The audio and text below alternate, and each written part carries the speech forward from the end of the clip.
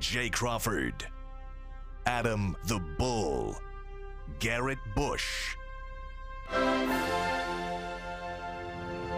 and so many big names, it would take me hours to say all of their names.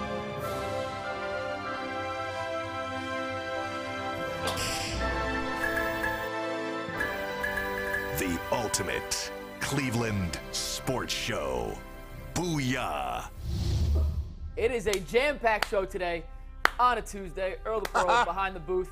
Mikey McNuggets in the host chair. We got Jersey Jason Lloyd to my right in his Rutgers shirt. Rutgers. How was Jersey, real quick?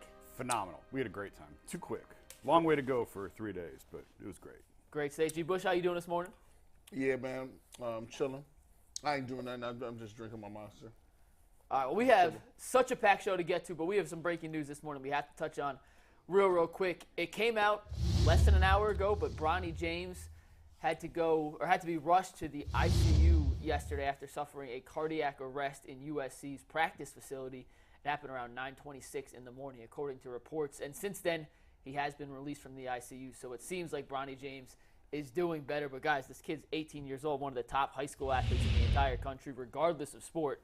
And to see this happen, or to hear that it happened, kind of makes you take a step back and reevaluate everything. What happened to him, it could happen to anybody. It's terrifying. And my first thought went to LeBron as the dad. Like, I just can't imagine being a dad of a 21-year-old and a 13-year-old boy athletes and an 11-year-old daughter. I can't imagine. Like, when you are a physical specimen like he is and the family genes and everything else, the last thing you're worried about is your son going into cardiac arrest at 18 years old. Horrifying. My heart breaks for the family. Hope for a full recovery. Basketball and all that obviously becomes secondary, but just well wishes for a speedy recovery for Bronny, and my thoughts go out to the entire family. I mean, these guys are superstars, and we look at them differently. They're still human beings, and he's still a dad, and Savannah's still a mom, and Bryce and Zuri are still brothers and sisters, and that is just as traumatic for them as it is for any other family. It's heartbreaking. So, really hope Bronny pulls through this, and he's out of ICU. He's stable now, so hopefully it's all good things ahead. But just a really scary incident. Yeah, that's really a tough. McNuggets just told me this morning. I was like, what? What do you like who? And Earl and him was talking back and forth like Bronny James, and I heard it. I'm like, nah, it's almost like it's impossible. Like you just think, like you said, Jason. Like that's LeBron James' kid. Like he. Obviously, he has the best of world-class staff, nutrition. And they have physicals. You know that. Before you're allowed on the court, you have to have a physical. You got to have to, and they do physicals, and they get double-checked and triple-checked, and it's just, and like you said, when you're 18 years old, that's the scary part about it because you're thinking like, okay, if you're 41, you're my age, you're Jason's age, we get sedentary, we eat bad food. No one's gonna be surprised if I fall over. especially if they look at our party and they're like, okay, what were you doing in 2002? Oh hell no, Like it's that I can understand. So but not just on a serious note, but just the simple fact that he's that young, he's in a top peak physical performance, top shape. Just for that to happen, I don't have any children yet, but Jason, you do, and that's just God forbid, thinking about if you get that kind of news, you're like what? Yeah. What you mean? Yeah. It's just rough, man. And you said it before the show, G, and I think you put it best then. Wealth can't buy health. It doesn't matter who you are. It doesn't matter how much money you have. This kind of stuff can happen to anybody, and that's what makes it so terrifying on certain levels. And obviously we're hoping for a speedy and full recovery for Bronny James, and from all reports it does seem like he's on the right track to getting back to being healthy, and that's what we're hoping for because he does have a bright basketball future ahead, but take basketball out of anything else. He's just a bright future ahead. He seems like he's a pretty good kid with a good head on his shoulders and has been brought up the right way. So Bronny, we're praying for you here from UCSS, and we hope it all pans out well. Earl, what's up? Yeah, man, just to put my closing thoughts on it, I'm a dad as well, and everybody knows, my daughter wants to pursue, being a surgeon, a cardiac surgeon. I don't know the proper terminology, so forgive me, but, my father passed away from a heart attack, and unfortunately, I have known of other young athletes who suffered cardiac arrest, and it's unfortunate, so all you can do is just take care of yourself the best way that you can, but sometimes even when you take care of yourself and you're young and healthy, things happen. And all you can do is just live every day to your fullest and just try to put your best foot forward, because you just really never know. Anything can happen to anybody at any given time. Like Jason alluded to, you know, these people are still human beings. You all hear me speak to it all the time. You know, they're humans just like you and I. So definitely prayers up to the entire James family. As we move forward, Mike, we are going to debut something right now in honor of Jim Brown, but to also count down to the Cleveland Brown season. Talk about it.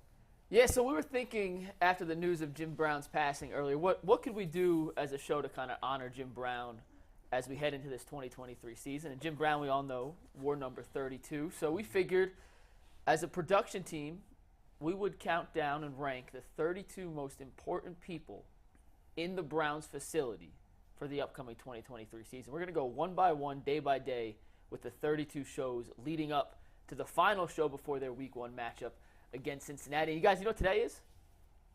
32 days out from our final show leading up to their Week 1 game against Cincinnati. So it's time to debut the first of our 32 and 32 series, and that is number 32, which is rookie receiver Cedric Tillman. Earl, Anthony, and myself all ranked the guys 1 through 32. We averaged them out, and we came up with our ranking. So the 32nd most important player, in our opinion, for the upcoming season for the Browns is Cedric Tillman. I'll give you why we think so. We're curious on your thoughts. We'll keep it quick, then we'll move on. But we made these rankings before we found out the Marquise Goodwin news, the Amari Cooper tweak, the Anthony Schwartz news. So maybe in hindsight he should have been a little higher.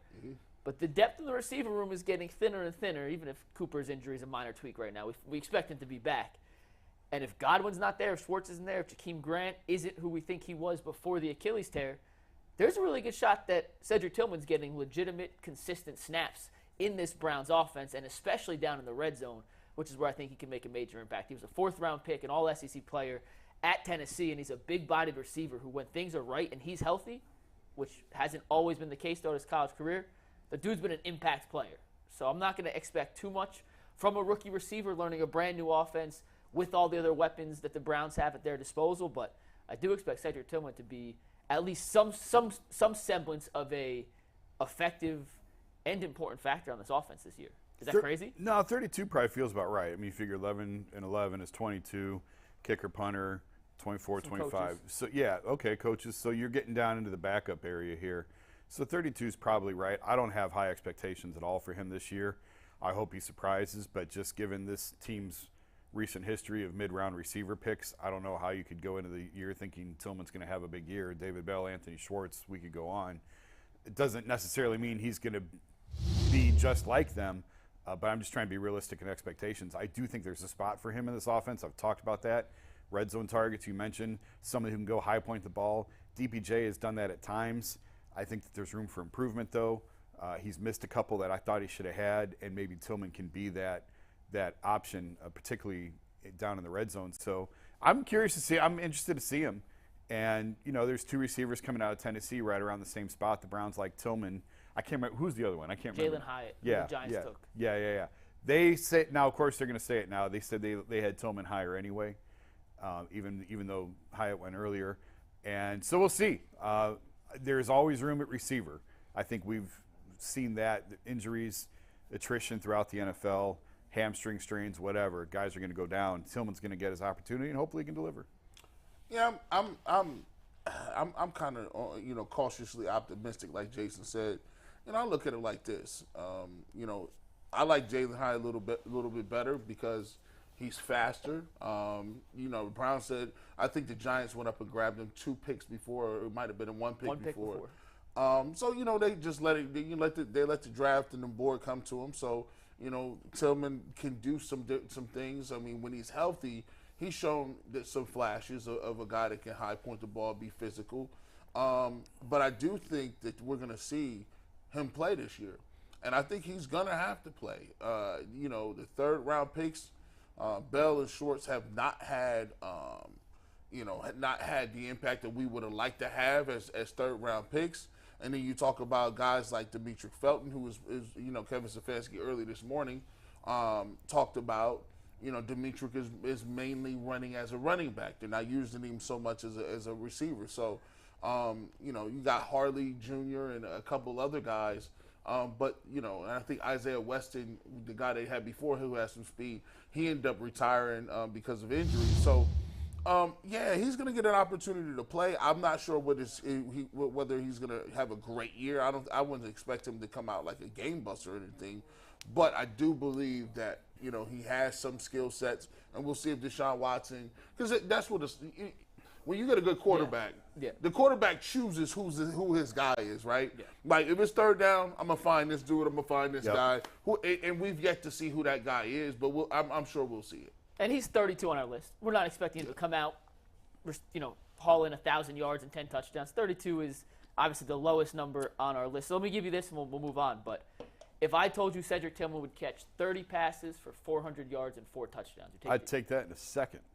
In a second. Would you take the over or under on that if that was the projection? Under. Yeah, I would take the under on that. But if and all three of those, 30 catches, 400, 4 touchdowns. I mean, 30 catches is, a catch and a half-ish a game. How many yards? 400. 30 yards a game, give or take. Yeah. I'll just take the 4 touchdowns. Like, if you can give me 4 touchdowns in the red zone, that's what if you say he can give you 4. I think that's his biggest impact is in the red zone. If you say Bell can give you 4, he can give you 4. That's one guy. That's 8 touchdowns between the two of them. That's how I look at the second team guys. Like, what can I get accumulated from a bunch of these guys that are young guys? Last thing we'll move on, and this is why I love G. He just said if we get 4 from Tillman and 4 from David Bell, we are back into Deshaun Watson's throwing for 68 touchdowns. Oh, 70. If we're getting 8 between those two, then we are in MVP territory. 6,000 yards, 70 touchdowns, no interceptions. 77 touchdowns. Like, that's that 5,000. I'm telling you, bro, we creeping. If I had to go over under on any of those, I think the touchdowns is where I'd go a little over. I do think between the 20s, even as his biggest impact is going to come down when they're in the red zone. He's a 6'3", 215-pound receiver who's really good at high pointing the football. And you look at across the Browns roster, there was a video they tweeted out yesterday of Amari Cooper working with Elijah Moore. Cooper's not a big guy. He towered Elijah Moore. Yeah, I didn't realize, and this is not a knock on Moore because he's not necessarily a slot guy. He's not an outside guy. He's a shifty guy. Mm-hmm. You don't have to be big to be shifty. He can be super effective without being big. But I didn't realize that he was the stature that he appeared to be in that video. And I don't think DPJ is great at high pointing the football. So I think that's where Tillman comes in. And did you see that video too? Or am I over? No. When I saw it, I was like, wow, like I'm gonna send you this video just in case. He's really short. He's really close to the ground. Like he's really close to he is really. I live in that world, G. I'm like, wow, that's a different perspective. The football even looked bigger. I said, how is he catching that football? And to me, his catch rate. I love guys with catch radius because sometimes the one thing I used to hate when we used to watch the old school Browns was we had Jarvis and Odell and we had Baker. Mm-hmm.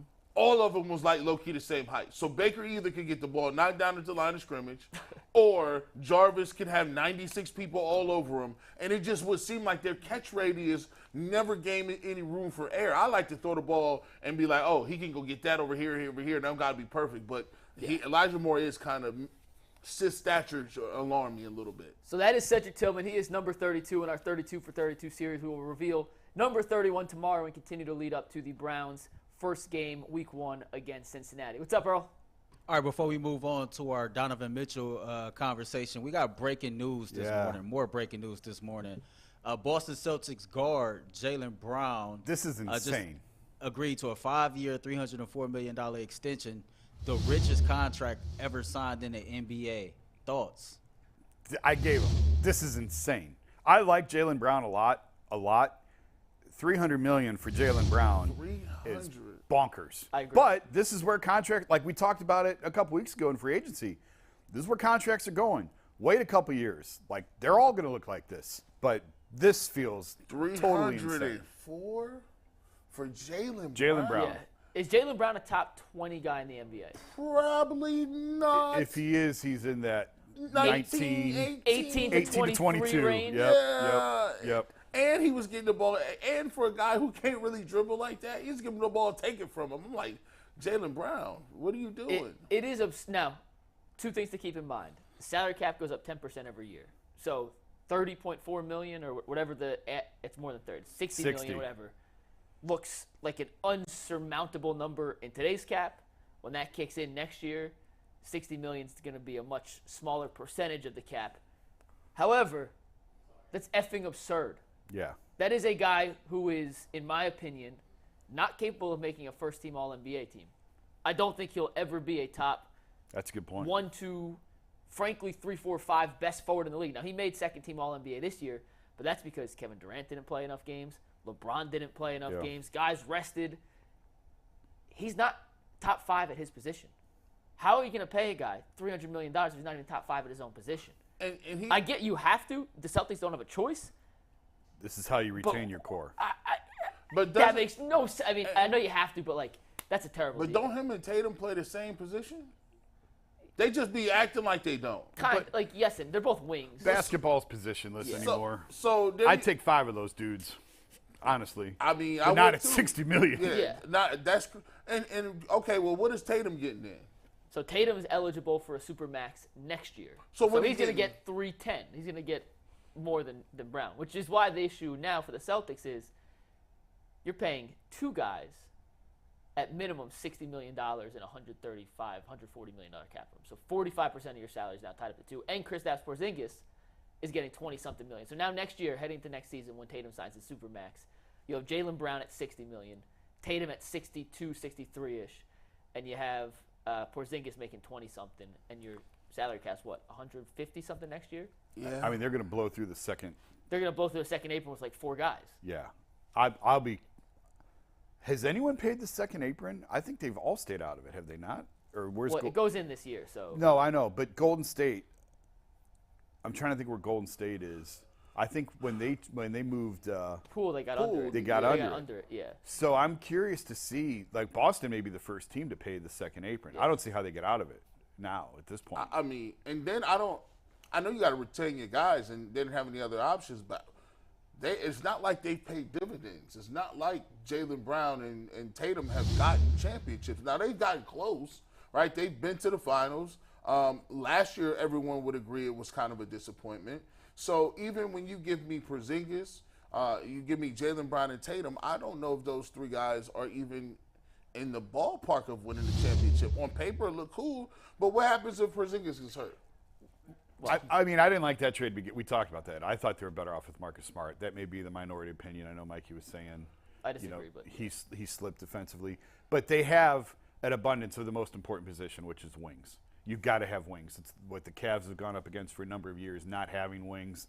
Boston has them in spades. The Thunder has. That's how they played. That's what the Nets do now with just wings, wings, wings. So I think they have the right formula, but you're right. Like, it hasn't translated. That's why it's so hard to win in the NBA. I talked about this before. The Thunder drafted 3 MVPs and didn't win a championship. Same squad, crazy. 3 MVPs on the same team. 1 final. 1 final, no championships. That's how hard it is to win in the NBA. That's crazy. That is ridiculous. You know, we'll see how it plays out. Maybe they're looking at it like from this standpoint. Look, people expect Philadelphia to fall off.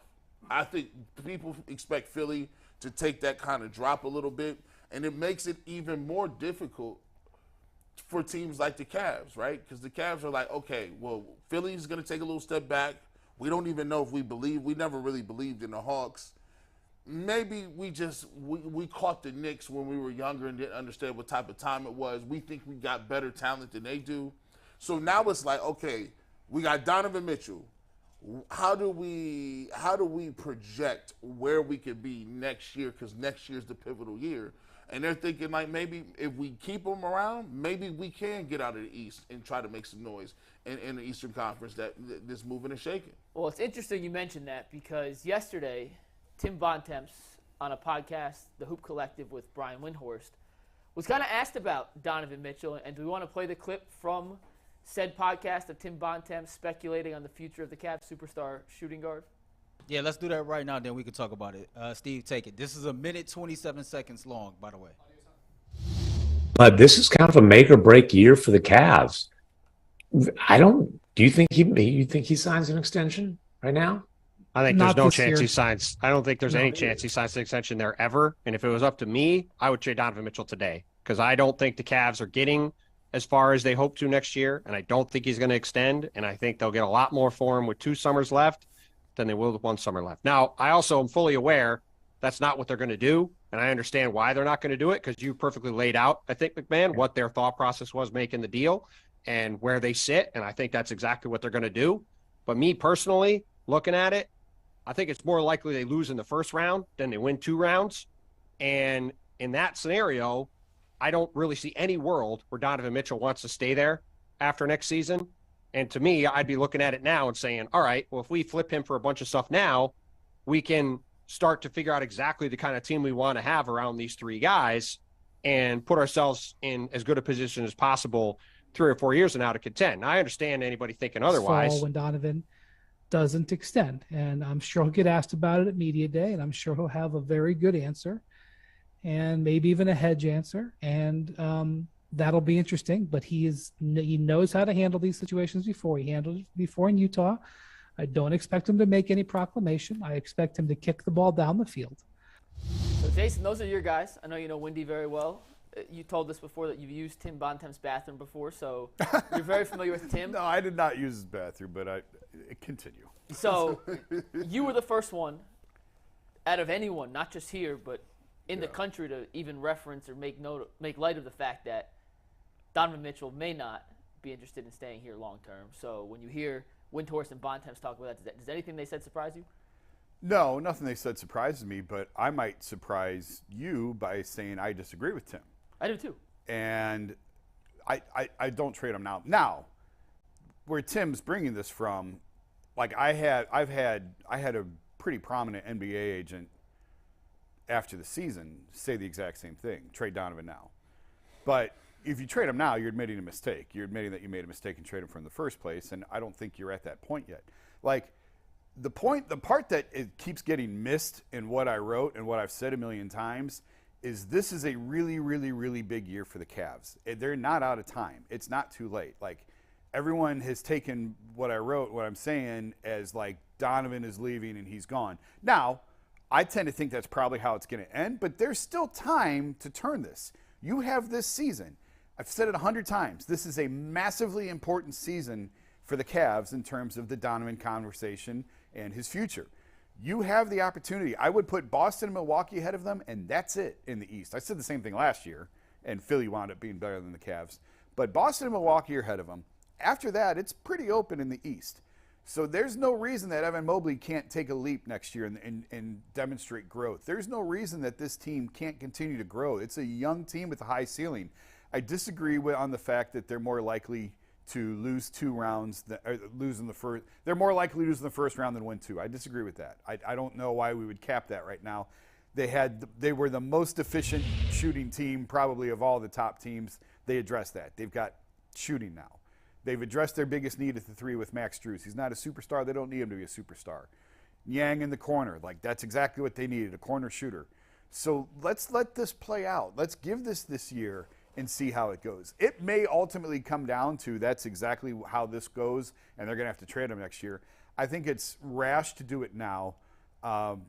We talked about it before, but the timing may not have been perfect on Donovan. Like, I would rather them add him to this team now with an extra year on the contract, but that's not how this goes. Like, you don't know when these guys are going to become available. You got to jump when you have the opportunity. Would you rather have Donovan Mitchell or Bradley Beal this summer? Now, the price on Beal would have been lower, but I would take Donovan Mitchell on this team before Bradley Beal. 100. Right? And that was the big name that was available this summer was Bradley Beal. I'd rather have Donovan Mitchell. And yeah, like they've mortgaged their future to get him. And they're going to have a lot of hard conversations if this year doesn't go right. But we still have this season, and there's a lot at stake for this season. But there's plenty of time here. If this team reaches the conference finals, if the arrow is pointing up, you very likely may be able to have a conversation with Donovan at that point and extend him at that point where he's all in for another couple of years. But there's just a lot right on this year. That's the only point I try to make in this whole thing. You may get to the point after this season that you have to trade Donovan. I think that's probably how it's going to go, but there's still a lot of time to change that. Let's start backwards and move our way back. I think, to me, I go back a couple of years later, and this just hit me while they were talking about it, and you were talking, and I was just going through my mind. I mean, I go back to Toronto a couple of years ago when they had Kawhi Leonard, right? They make the deal for Kawhi Leonard. They know he's going to be I think it was, they know he's going to This be is last year. Last year. It's a 1-year rental. 1-year rental, and they go back. They go and win the championship, right? You got Kyle Lowry. They just played lights out. He looked like he fit. They loved him there. The crowd was exciting. Everything was beautiful. It was just like, if you want to talk about all the things that a player should want, right? They look like they have stability. They look like they got a great fan base. They look like they're a winner. You just beat the Warriors with KD. Granted, they were injured. And guess what? He still left. Yeah. To me, that set a precedent. Even if Donovan Mitchell and the Cavs win a championship next year, that'd be great. Loved it. It's even more likely that he's going to leave. It's true. Yeah. Because he can has say a he ring. He's got the ring. He can say he did what he I came did to what do. I came to do. Now I'm going to turn. He didn't come here. They sent him They here. s- like- he had no choice in the matter. At that point in time, you already reached the mountain, and now he's Kyrie Irving. Not to a point. Yeah. Like, he's not going to do it like Kyrie did it. But we hear Wendy say it. He says, like, look, man, his dad works in the front office. He knows how to talk in front of the media. He's not going to give you anything. He's not going to give you a rock the boat and make you think anything. He is very good at his job in terms of he does it in a way where he doesn't alienate fans, and he can also always say, look who I am as a player. They traded me here. I came and I gave my best. We won a championship.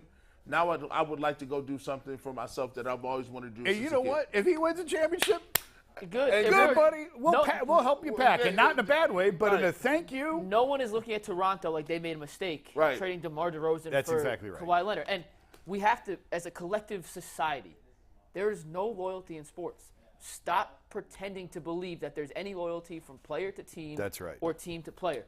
Look at what's happening in Portland right now. Dame Lillard's been in Portland for 11 years. He's given everything to that franchise. His heart and soul. He's been through a ton of ups and downs. More downs than ups. They've went to the Western Conference Finals once. He just re-signed his second 2-year max extension. Then 3 months later, he's like, "Hey, actually, I don't want to be here. I want to go to Miami." Not like, "Hey, this just didn't work." No, I want to go to this one specific team that doesn't have the requisite assets to actually acquire me, but I don't really care. You do right by me because that's what I want. Stop pretending and lying to yourself that just because a player says he loves a certain city or says he's happy to be here, that he's actually happy to be there. Right. That could change like this Yep. for any number of circumstances. Now, back to the Cavs and Mitchell in particular. All you can do as a general manager and a team, if you don't have a guy like LeBron, and the Cavs don't have a guy like LeBron. Correct. I'm just using him as an example. It could be a Giannis, it could be a Jokic. Is you want to be in the conversation. Do you have a roster that on the opening night of the season, you are in the conversation to be part of that championship conversation? You want to be in line to get into that championship club. And I look at this Cavs roster, and this is absolutely a roster with Donovan Mitchell, with the addition of Strus, Niang, the other guys. They're the only team in the league with 4 All-Stars under the age of 26. The only team in the league. Yeah. They're in that championship conversation.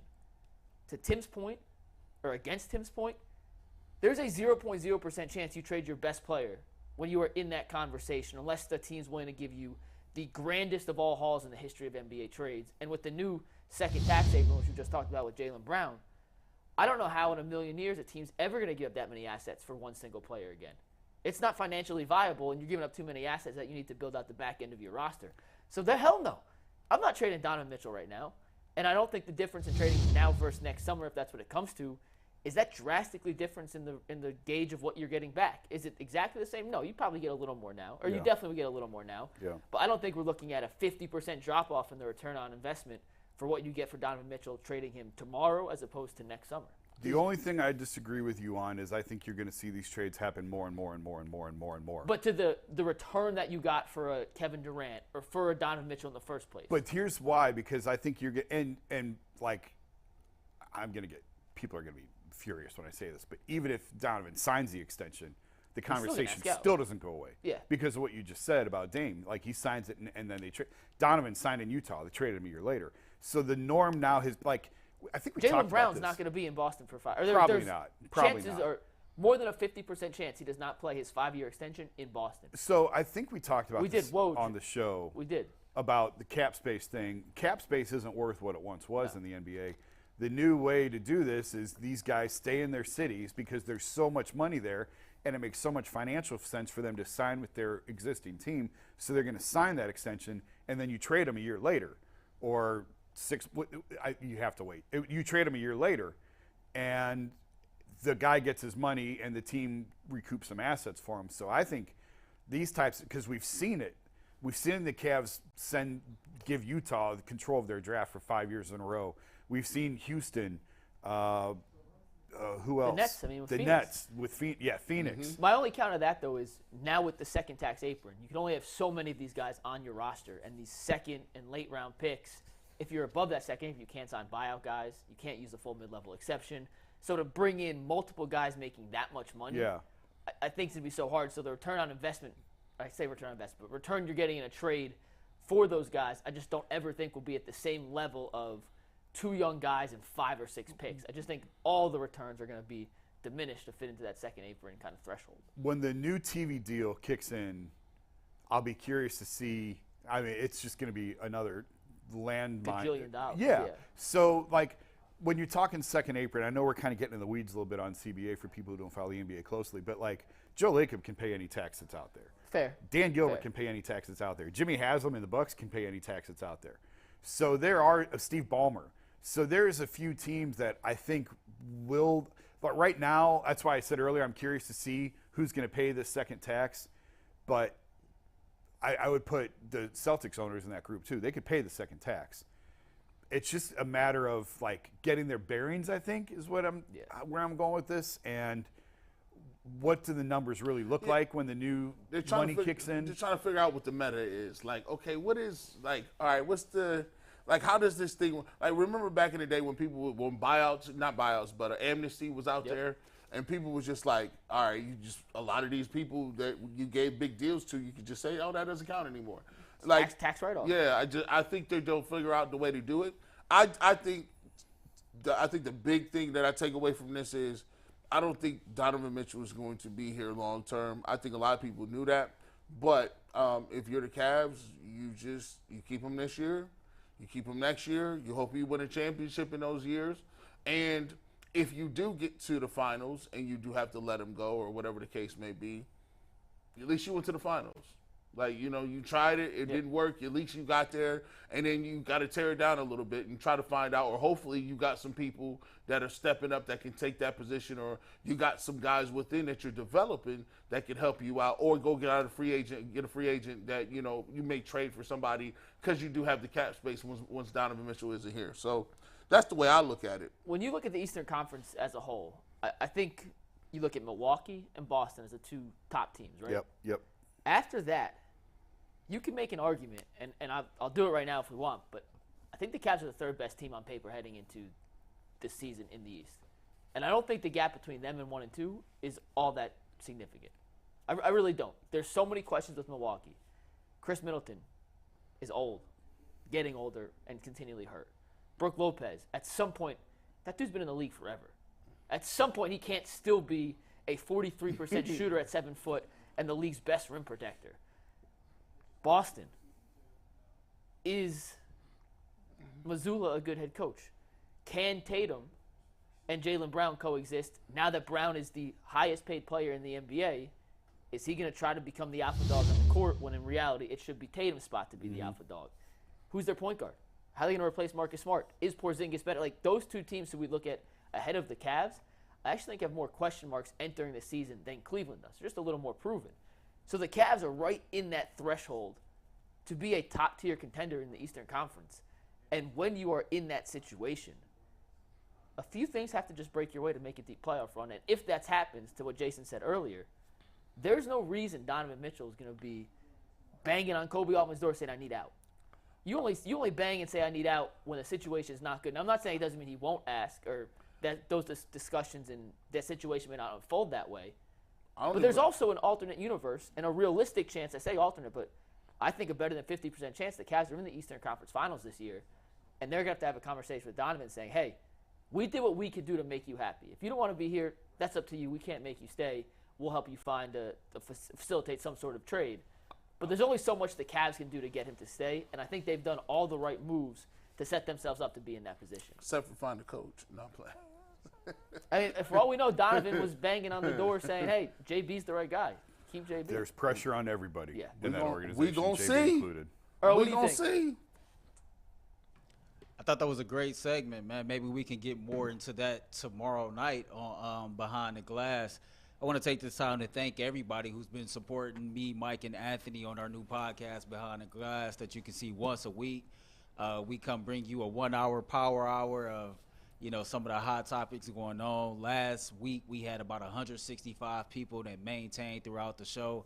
Well, I think we did 3.8 thousand views. It's up to like after five the and a, fact. it's up to like 5.5. Oh, sorry, 5.2. Sorry about that. So continue to support it as this podcast grows, man. We have a lot of fun doing it. It's real laid back, and then we actually take you behind the glass with some personal conversations and things like that. So I think it's pretty cool.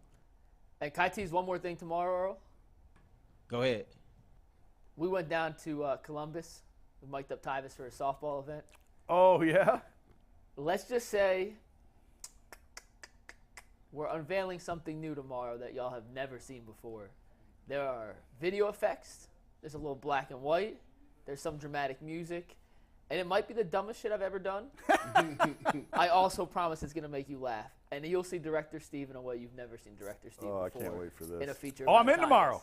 You are here tomorrow. Right. Oh, yeah, you're going to love this. It is quite something. Speaking of We'll leave it director, not Director Steve, EP Steve, sorry about that. He asked about what time. So we're going live, 7:15 tomorrow? Yes. 7:15 tomorrow. All right, so as we move on, it's been a lot of back and forth discussion about, will the Cleveland Guardians trade Shane Bieber?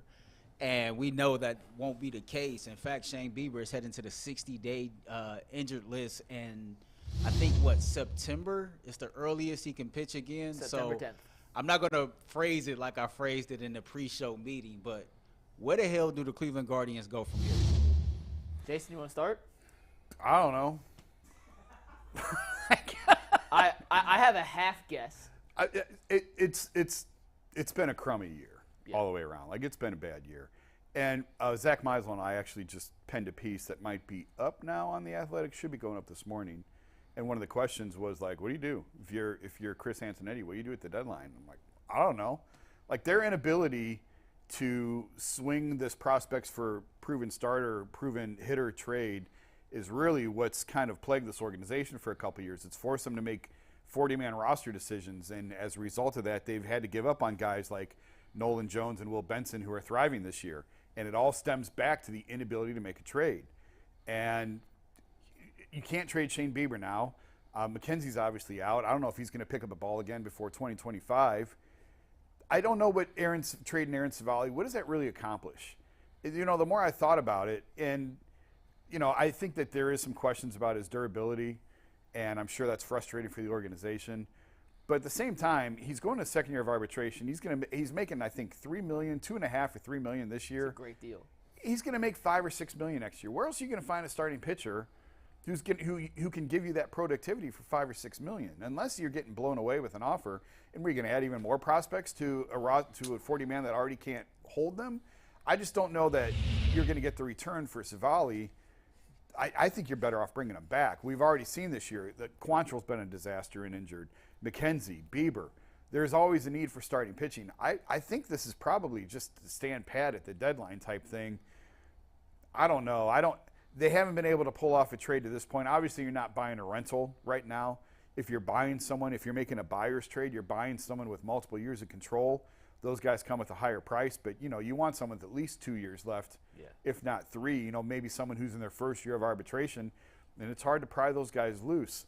So they're really in a tough spot. It's really just been a crummy, miserable year all the way around. It's frustrating, given the high expectations of last year. Guys probably overperformed a little bit last year. They had a lot of things go their way. They won a lot of 1-run, 2-run games that they've lost this year, and the pendulum has just sort of swung the other way. I don't know really that there's a reason to do that much activity. Maybe I'm wrong. Maybe they trade Savali. I just don't know that I don't know what you're going to get out of it. I just think you kind of stand pat this year. That answer, I don't disagree with anything you said, and this is the season from hell from the Guardians. Literally, everything broke right for them last year, from rookies who they didn't expect to have big seasons coming through time after time after time again. Every break in extra innings, Their record in 1-1 games was unbelievable. And then this year, it's been the complete opposite. It's like they used all their good luck points last season. They have literally nothing to wring out of the good luck paper towel left because guys are getting hurt, guys aren't hitting. The guys you expected to be there who had been durable throughout their careers are now getting it. It just seems like nothing can go right, and that's the most frustrating part because they're still, even with the Twins playing better and the Guardians being, I know they lost last night, but they're not out of it yet. Like, they're still very much in the thick of a playoff race. But there's no real way to improve this team, and there's no real way to sell it because you have nothing to sell. They're stuck in limbo, and being in limbo is the worst thing you can be in sports. Either be good or bad. Being just average is the worst thing you can be. The Guardians are the equivalent of a lot of Americans who work paycheck to paycheck. They don't do something in their career of choice. It's just a job. But they have kids and they have bills, and they got to keep going to work. And so basically you live this existence where you're just skating through life. You're not really living life to the fullest. You can't go on many vacations. You can't plan anything around your little small paycheck. But at the same time, you can't quit your job because you got a kid. You got responsibilities. So what ends up happening is you just existing. You're just there. And that's just, the Guardians are a team who have no room for error. Like, for them to play well, for them to be in contention, true contention, not making the playoffs and doing something in the wild card or maybe winning the first round game, they need multiple things to happen right. You have McKenzie that's not going to play the rest of the year probably. Bieber, who looks like he is now on the 60-day, he looks like he's up out of here, or the most of the season that's meaningful. And so now you depend on young pitchers, and you know what happens with young pitchers. But at the same time, when you bring up 3 young pitchers at the same place at the same time, now they got them on pitch counts for the year. You better guarantee that they got a total number of pitches Williams, Logan, and Bybee are going to play. And I wouldn't even be surprised if they even did make a playoff run, that they would still shut those guys down. Yeah. And so you don't have the availability of any veterans. They're going to have to shut down their best players, even if they get there.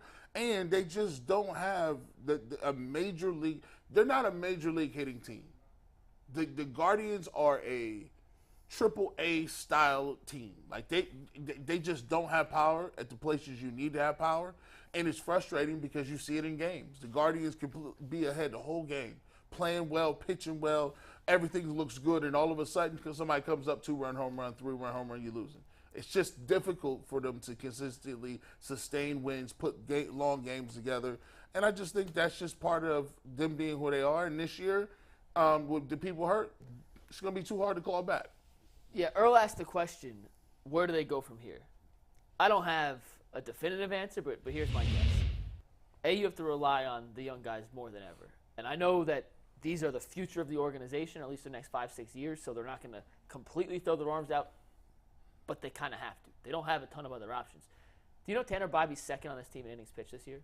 That's crazy. And Logan Allen's third? He's been in the minors. 2 guys, Allen's bounced back and forth, but those are 2 guys who didn't start the season on the major league, or in the major league rotation. Second and third. Savali's fifth. Savali's missed time. Mm-hmm. Bieber's first, and now he's out. Mm-hmm. And then Quantrill also out. So that's your top 5 guys in innings pitched this year. You have to rely on Gavin Williams to be, like, tomorrow, the pitcher they hope he could be in 2 years. Yeah. You have to hope Tanner Bybee tomorrow is the pitcher they hoped he could be in 2 years. Logan Allen, and all 3 of those guys, by the way, have been pretty damn good. They all have sub-4 ERAs, including Savali, if you want to add, who has a sub-3 ERA.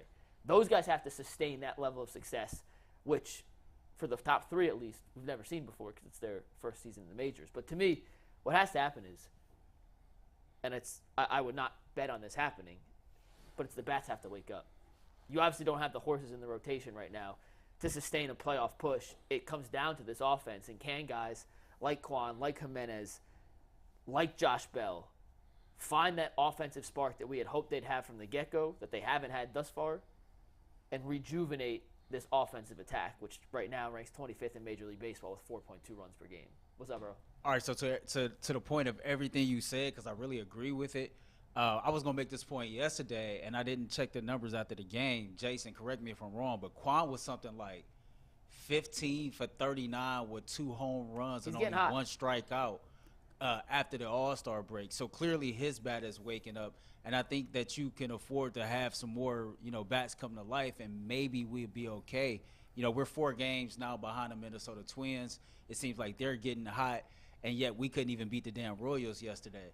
So outside of the bats waking up, if we're going to stand pat, is there anything that we can do to try to, counteract the injuries and the amount of injuries we had to the starting pitcher to where we are not pitching 8 guys out of the bullpen every game? Well, the bullpen's been a disaster too. I mean, Clase's been okay. His numbers are great, but if you watch him pitch every day, he hasn't been the same guy. And who do you trust outside of Clase in coming out of the bullpen? Maybe it's time to bring Karinchak back, and I get it, but he hasn't walked. I think he's walked 2 guys in the month of July in Columbus, so it might be time to give him another look. But there's just too many holes in the dam, and Franmil Bell is hitting better. I have to give him credit. I was looking at some of the numbers yesterday, and he is better than I thought he was. I was so frustrated with how he has gone. Naylor has been terrific. Quan has been better, so the offense might be figuring itself out. It's by no means, murderer's row, but some guys are finally starting to round into form a little bit. But the injuries to the rotation have just been so devastating. I think we'll probably have clarity on McKenzie sooner than later. I thought actually we'd have it by now, and hopefully within the next week or two. We're getting to the point of he's going to have to make a decision here, because if he does have to have Tommy John, then obviously you don't want it to impact the start of 2025. So I would think in the next couple of weeks here, you're going to hear some news one way or the other, probably hopefully within the next 2 weeks on the McKenzie decision. But if McKenzie has surgery, what's your rotation for next year look like? If Bieber's not here, they're probably going to trade Shane this winter. I mean, you're counting on Gavin Williams, Bybee, Logan Allen to maybe hold the top 3 spots. Quantrill, is it Savali? Is it Xavier Curry? I don't know. Suddenly your rotation for next year. A lot of question marks. There are a lot of questions. And I'll tell you what, and quiet as kept, Jose Ramirez will be 31 in coming up here. Yeah, baseball age a little different though, but still, you're right. I mean, he's 31, and he's not having a particularly good year. Actually, he's on pace for one of his worst years. Not going to say that he's going to fall off a cliff, but my apprehensiveness about the future of the roster is we've always been able to say, oh, at least we got Jose. We got Jose. At least we got that. He's getting older. I mean, at some point in time, do we go back and look at this like, man, we wasted the prime of his career, and now he might be declining a little bit? I'm glad you went there, because I was thinking earlier in our conversation, we talk about the clock holding over the Cavs and what an important year this is for Donovan. We talk about the clock with the Browns and what a huge year this is, not only for them and for Kevin, but the Miles discussion, the Nick Chubb discussion. This whole thing could unravel if this thing goes sideways for them. We're getting there in a little bit, by the way. With the Browns? Yeah, we're going to get there in a sec. Well, I don't feel the Guardians are in that same category, because, listen, you never want to have a wasted year, ever, in any sport. It's never a good thing. But the urgency doesn't there. Jose, I wouldn't say this is a terrible year for Jose. I would say that he's there. He's in the 3-hole to drive in runs, and the guys hitting 1 and 2 haven't done their jobs. He hasn't had a lot of opportunities. He still leads the team in WAR by quite a bit. He's still over a 1 win higher than anybody else on the team in WAR. He's still terrific defensively at third. I hear what you're saying about age-wise, but I don't think we're at that point where he's going to fall off a cliff. So if there is a team in town that can afford to have a punt season, it is the Guardians as opposed to the other 2 teams. Doesn't take away from the frustration at all. It's still incredibly aggravating to go through, but I don't get – it's not like Frankie a couple years ago going in the last year of his contract and what are you going to do? That sense of urgency of we're on the verge of losing one of our best players. It is what it is. They've got to figure this out, though. They've got to figure out the 40-man. They've got to find a way to make a trade. They've got to find a way to unclog some of these spots because, again, that roster jam is what I think has cost them Nolan Jones and Will Benson and some of these other guys because they just don't have room to keep everybody. You just said something that sparked a thought to me.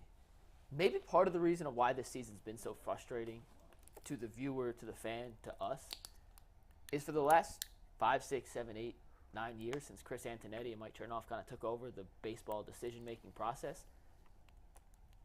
I don't want to say they've been flawless, They get more right than wrong. They've had so many more correct Yes. decisions than incorrect decisions. Yes.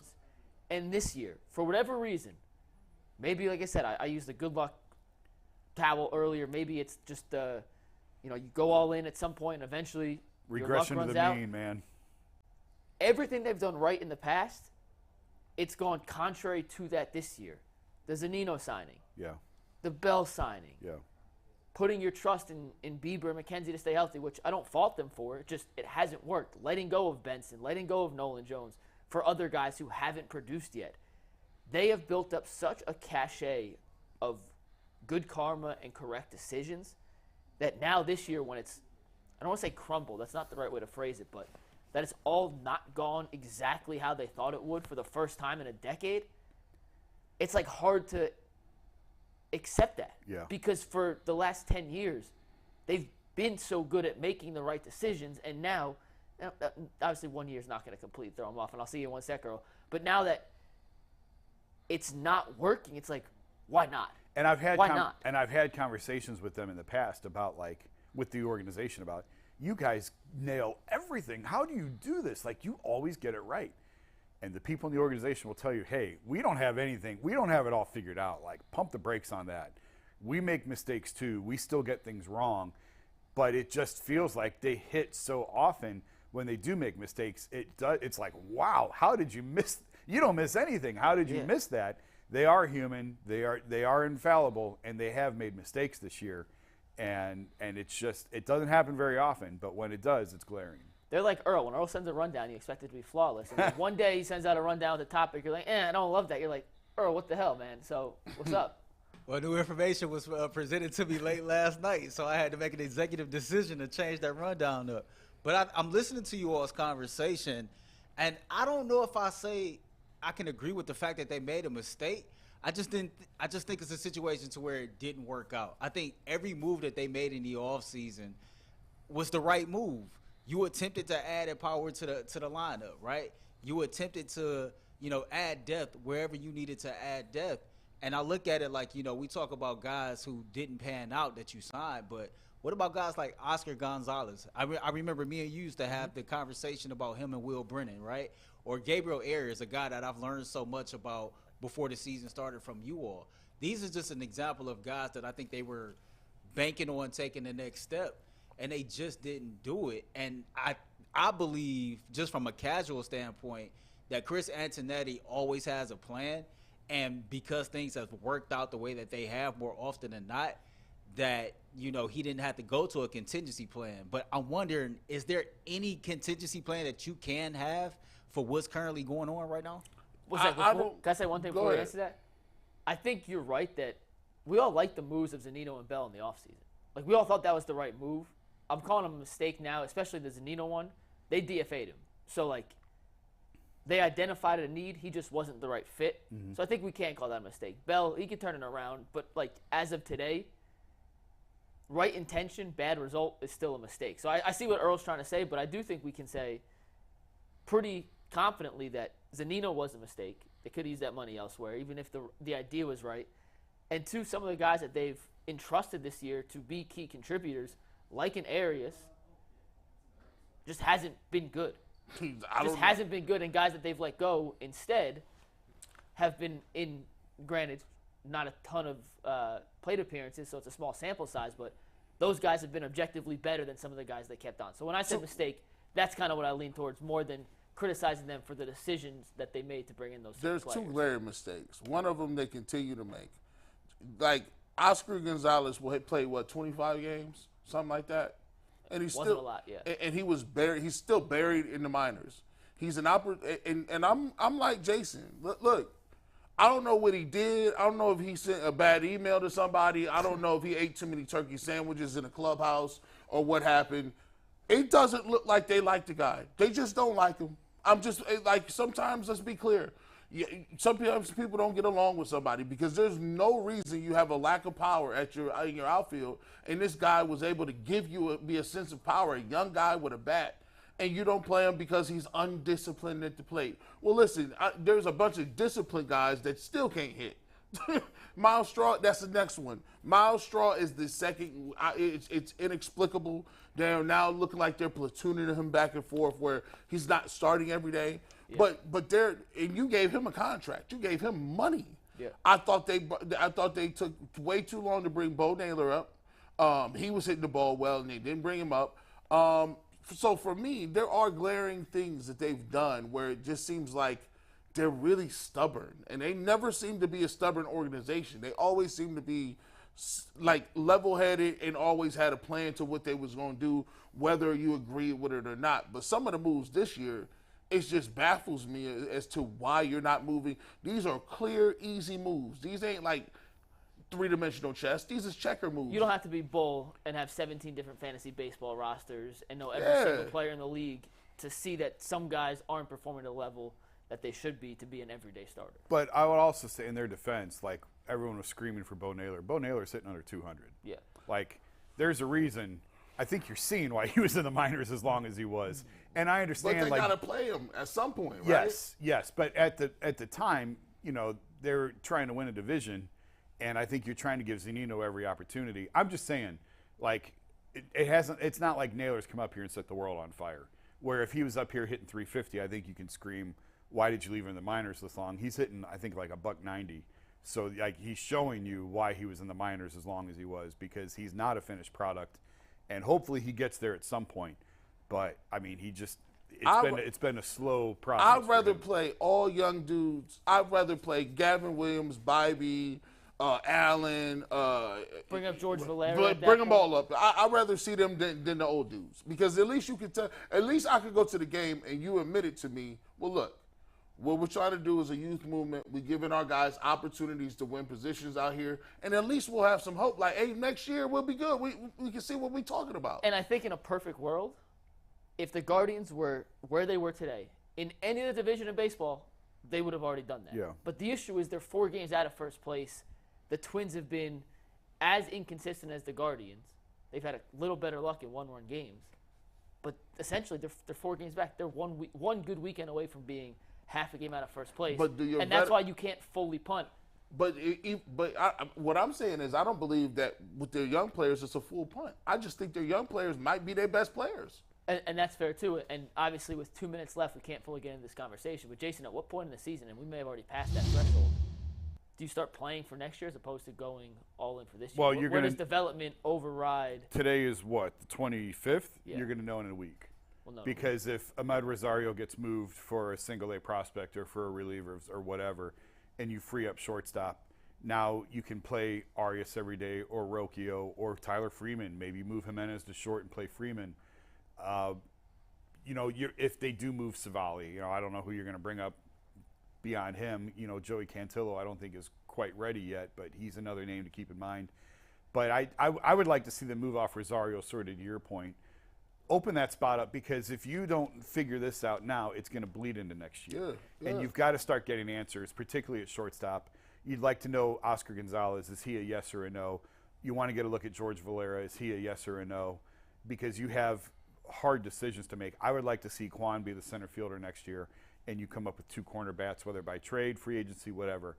You've got to have 2 guys who can hit the ball out of the ballpark playing right field and left field next year. One question, I'll send it to Earl,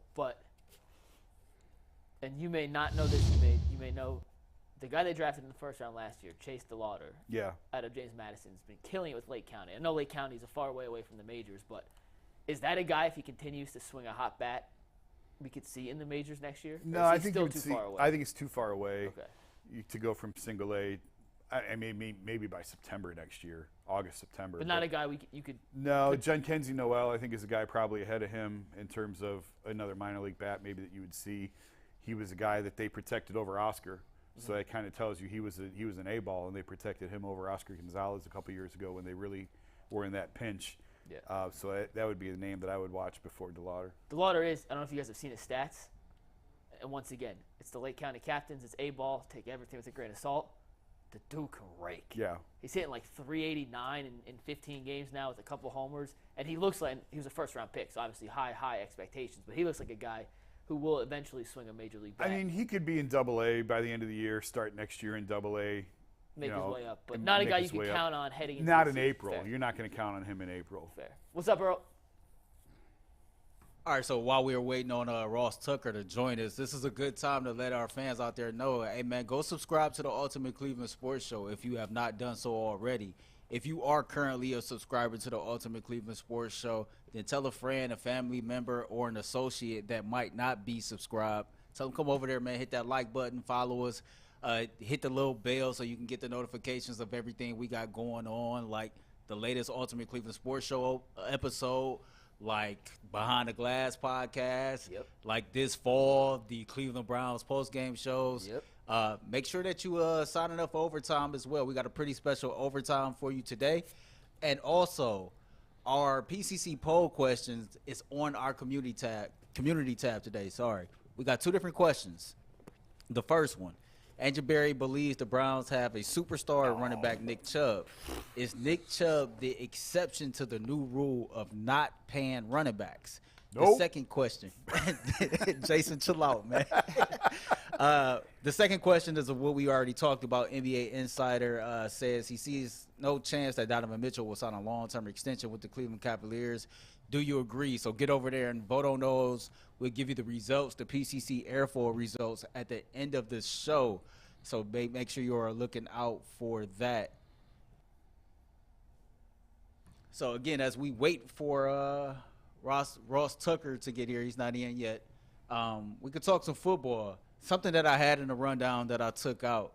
I saw Jeremiah Owusu-Koramoah's Impressive pronunciation. press conference. You nailed that to a T, even with the little emphasis on the second word. I appreciate that. Yeah, man, I've been working on that. If I got to say, I was hoping that, I have to say his name for many seasons to come. So, but he said that he feels free and feels like he can breathe in Jim Schwartz's new scheme. And, me and you talked about it, Mike. It seems like every time we hear a player speak about the difference between last year and this year, it's that little nugget that seems like a shot at Joe Woods. So is this like Jeremiah Owusu-Koramoah's like breakout season? G? Breakout is extreme. Like breakout means to me breakout means like you're a Pro Bowler, right? Like breakout means like you got a chance to make the Pro Bowl. I think he'll play better this year. It all depends on, I think he needs a specific, special set of things that he can do. I've always said that they had to create a position for him because I think he struggles a little bit too much in the run game. But I will say this, he will definitely get the benefit of having a wide nine and guys up front. So I don't know if it's breakout, but I think he'll play better than last year.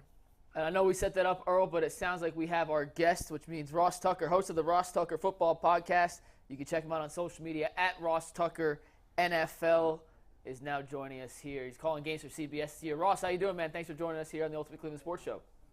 Yeah, of course. My pleasure. Thank you guys for having me. Before we hop into our topics today, Ross, I did want to ask you about something I was told is literally the best present ever, and that's myfrontpagestory.com. Give us a little background on how we can hook up our good friends with, like we said. No, I appreciate it. By the way, your set looks awesome. I'm like jealous of you guys. You're talking about wide nine, like you guys haven't figured out. It's awesome. Jim Schwartz, he was in Philly for a few years. But no, my buddy started this business. It's called myfrontpagestory.com. It's honestly amazing. Like you talk to one of their writers for 10 minutes about your wife for her birthday or anniversary, or maybe even Valentine's Day, Mother's Day, maybe it's for your mom, I don't know. They write the most unbelievable story. Like it looks like it's on the cover of the Cleveland Plain Dealer with pictures of her and you or her and the kids. I've just seen it so many times now when they open it up and they see the quotes like, I just never thank her enough for all the little things she's done for me over the years. They cry every time. So highly encourage you and your audience to check out myfrontpagestory.com. Because none of us really know what to get our wives or moms for like birthdays or Mother's Day or Valentine's Day. So myfrontpagestory.com. Appreciate that. Awesome, Ross. We'll get into the Browns and the rest of the NFL in a sec, but I do have a question. I'm a Jersey guy, and I know you played college football at Princeton. You started at defensive line and then as a sophomore transitioned to offensive line, then ended up playing in the NFL as an offensive lineman. A, why Princeton? And then B, how'd you end up going from a defensive lineman to an offensive lineman, and not just that, but defensive lineman to an All-American offensive lineman with the Tigers? All right, so you guys are going to like the second story. The story of why I went to Princeton is because I was very much a late bloomer. I was like 6'4", 210 as a junior in high school, which is like a quarterback height and weight, playing offensive tackle, defensive end, and I wasn't big enough to get recruited by the big boys on offense and not athletic enough on defense. So I had scholarships to like William & Mary and Delaware, but I thought, gosh, if I can go to Princeton or Harvard because of football, like, are you kidding me? Nobody from my family had ever done anything like that. So those are the only 2 schools I applied to. Football helped me get into both of them, which was amazing. Ended up going to Princeton. But the better story is how I got moved to offensive line. So as a freshman, I actually started a couple of games as a DN. There was an injury. So I started a couple of games as a DN, probably like 255. Season ends.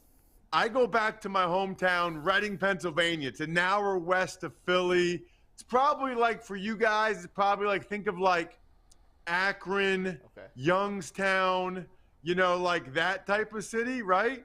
So I go back there. Dude, I'm telling you, we got a keg of Yingling every night. And I would go to the diner at 2 a.m. and I would get a ham and cheese omelet, a stack of pancakes, a chocolate milkshake, and a side of Scrapple at 2 a.m. every night after we kicked the keg. I came back to Princeton after Christmas break. I was 284. Let's go. Let's go. Wow. I gained almost 30 pounds during Christmas break, and the coaches were like, what did you do? I was like, had an amazing time, you know, I don't know. Like, and so what they said to me is they're like, listen, you'll start either way, D-line, probably D-tackle at that point, or O-line, but if you play offensive line, like, you could really, because, you know, I can move a little bit, so you could really do something special or be something special. So I did it. I didn't really want to because I liked hearing my name called when I made a tackle or whatever, but I switched to offensive line, and thank God, because I wouldn't have had a prayer in heck of playing in the NFL on the defensive line. So I can attribute my NFL career to Yingling, Scrapple, and the diner. I love that. I honestly looked up a lot. I couldn't figure out why you made that change. That's even better than I could have imagined anywhere. So thank you. What is Scrapple? You don't want to know. You don't want to know. So Scrapple is like an Eastern PA thing. It gets into Jersey a little bit. It's delicious. But when they process a pig, oh no, you know, they process every aspect of it, right? For ham, for sausage, you know, whatever. The Scrapple is whatever's left over. Oh dear God. Yeah. So it's like ear. Oh God. Nose. I'm like sorry I asked. it's whatever's left over. Yeah. And guess what? I don't care because it's delicious. But it's not really what you're supposed to eat. But Eastern PA, it's like it does taste good. It's like, is it better or worse than a hot dog, health-wise and taste-wise? Because it kind of sounds like a hot dog. Okay, way worse than a hot dog health-wise, and definitely tastes much better than a hot dog. Wow. It has like a really cool flavor to it. It's super soft on the inside, but like crisp on the outside. You gotta try it, man. You gotta try it. I'll second loss on this one. When you're little, they don't tell you what it is because they know you won't eat it if you know what it is. And then by the time you know what it is, you're like, I don't care. I've been eating this since I was 5. It's delicious. Let's do it. Ross, my doctor just called me, and he said, you know, black people ain't allowed eating that. I'm already got you on high blood pressure. You better stop playing around. Take one now just for listening to that. But it does, it's something I would partake in, but I don't know if I can find it here. Let me ask you this question about the Browns. To me, I don't know. I was sitting there looking around, and I said, man, the Browns look like they could have a season where they just come out like game busters and they surprise a lot of people because they do have talent. Or they could come out and still have a lot of talent and lose the first 3 games and people have a mutiny and we all go crazy. I think it's feast or famine. Is there any in between in your opinion about where the Browns could be? I think it's either a great season or a disappointing one.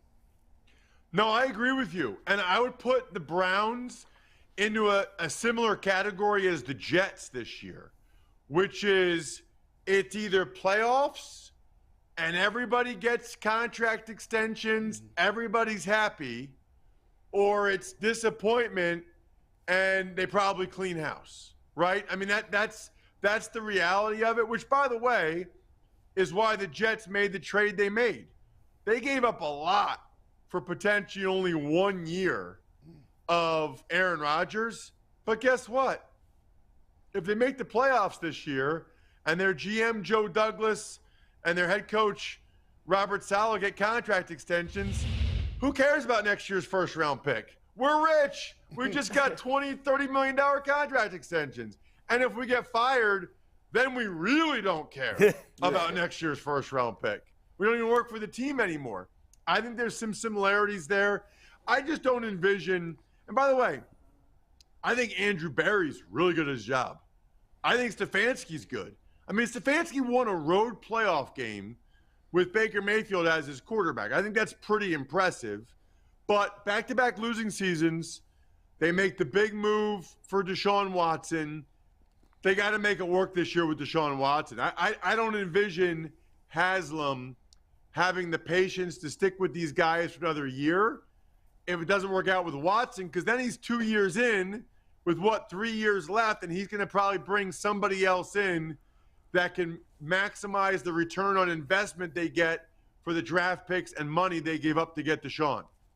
Kind of along those lines, Ross, I've been known, like, I'm the guy in town who carries Kevin's water, apparently. Like, I'm a huge Stefanski believer. I think he's great.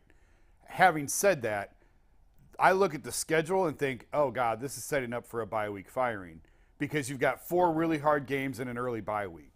And you've got, I just had it here. The 3 division games, they're home against Cincinnati, at Pittsburgh, home to Tennessee, home to Baltimore, and then the bye week. So at what point, am I right or am I crazy that, like, because if you're going to salvage the season, if this goes off the rails early, then you got to make a move early in order to salvage the season before the whole thing unravels on you. Am I crazy in thinking like this whole thing could get blown out at the bye week, or is week 5 too early to panic on something like that? And I know this is sort of a doom and gloom thing, but I'm with you. Like, this is a make or break year for the entire organization.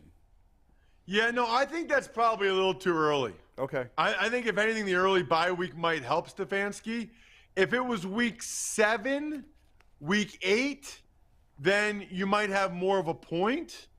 But with it being week 5 and the schedule being what it is, I'd be surprised if Haslam did that. I mean, who would he go with then? Bubba Ventrone or Schwartz? Jim Schwartz? Like, who would they even put in as the interim head coach? How does that help them? And I tend to agree with you about Stefanski, by the way. I mean, you know, he gets to the playoffs and wins a road playoff game with Baker. Then the next year, I mean, I don't even remember what happened. I called a game the next year when they played the Raiders on like a Tuesday or something. Was it like Nick Mullins was the quarterback? Maybe? Yeah, that was the for COVID. the Browns. Yeah. By the way, I had done the Eagles preseason that year, and Nick Mullins was terrible, and he got cut by them. I mean, he was so bad he got cut by the Eagles in the preseason. He's starting a game with like a playoff berth on the line in December. I don't know. I guess it speaks somewhat well of Stefanski that even had him in that position. And then last year, I thought he got Jacoby Brissett to play the best football of his career. Mm-hmm. Watson wasn't ready when he came in, and the defense was a disaster. But I think Stefanski's a darn good coach. I'm not carrying his water. If they don't make the playoffs this year, he's probably gone. Yep. But I tend to agree with you. I did coach rankings, and I think I had Kevin like 24. And that was like my big takeaway from the rankings was like, wow, there's a lot of good coaches. Because I think he's a good coach. Yeah. I think I had Saleh 25. Saleh probably makes the playoffs this year. You know, I think I had McDermott from the Bills 22, McCarthy from the Cowboys 21. There's a lot more good coaches out there than you realize. Ross, we were going to talk about this later on in the show, but given the climate of the running back position, you see a lot of really good backs, or at least guys that used to be really good backs, Ezekiel Elliott, Dalvin Cook, Josh Jacobs, a lot of people not getting big contracts. A guy here, Nick Chubb, was, I think, one of the last guys to get a solid extension.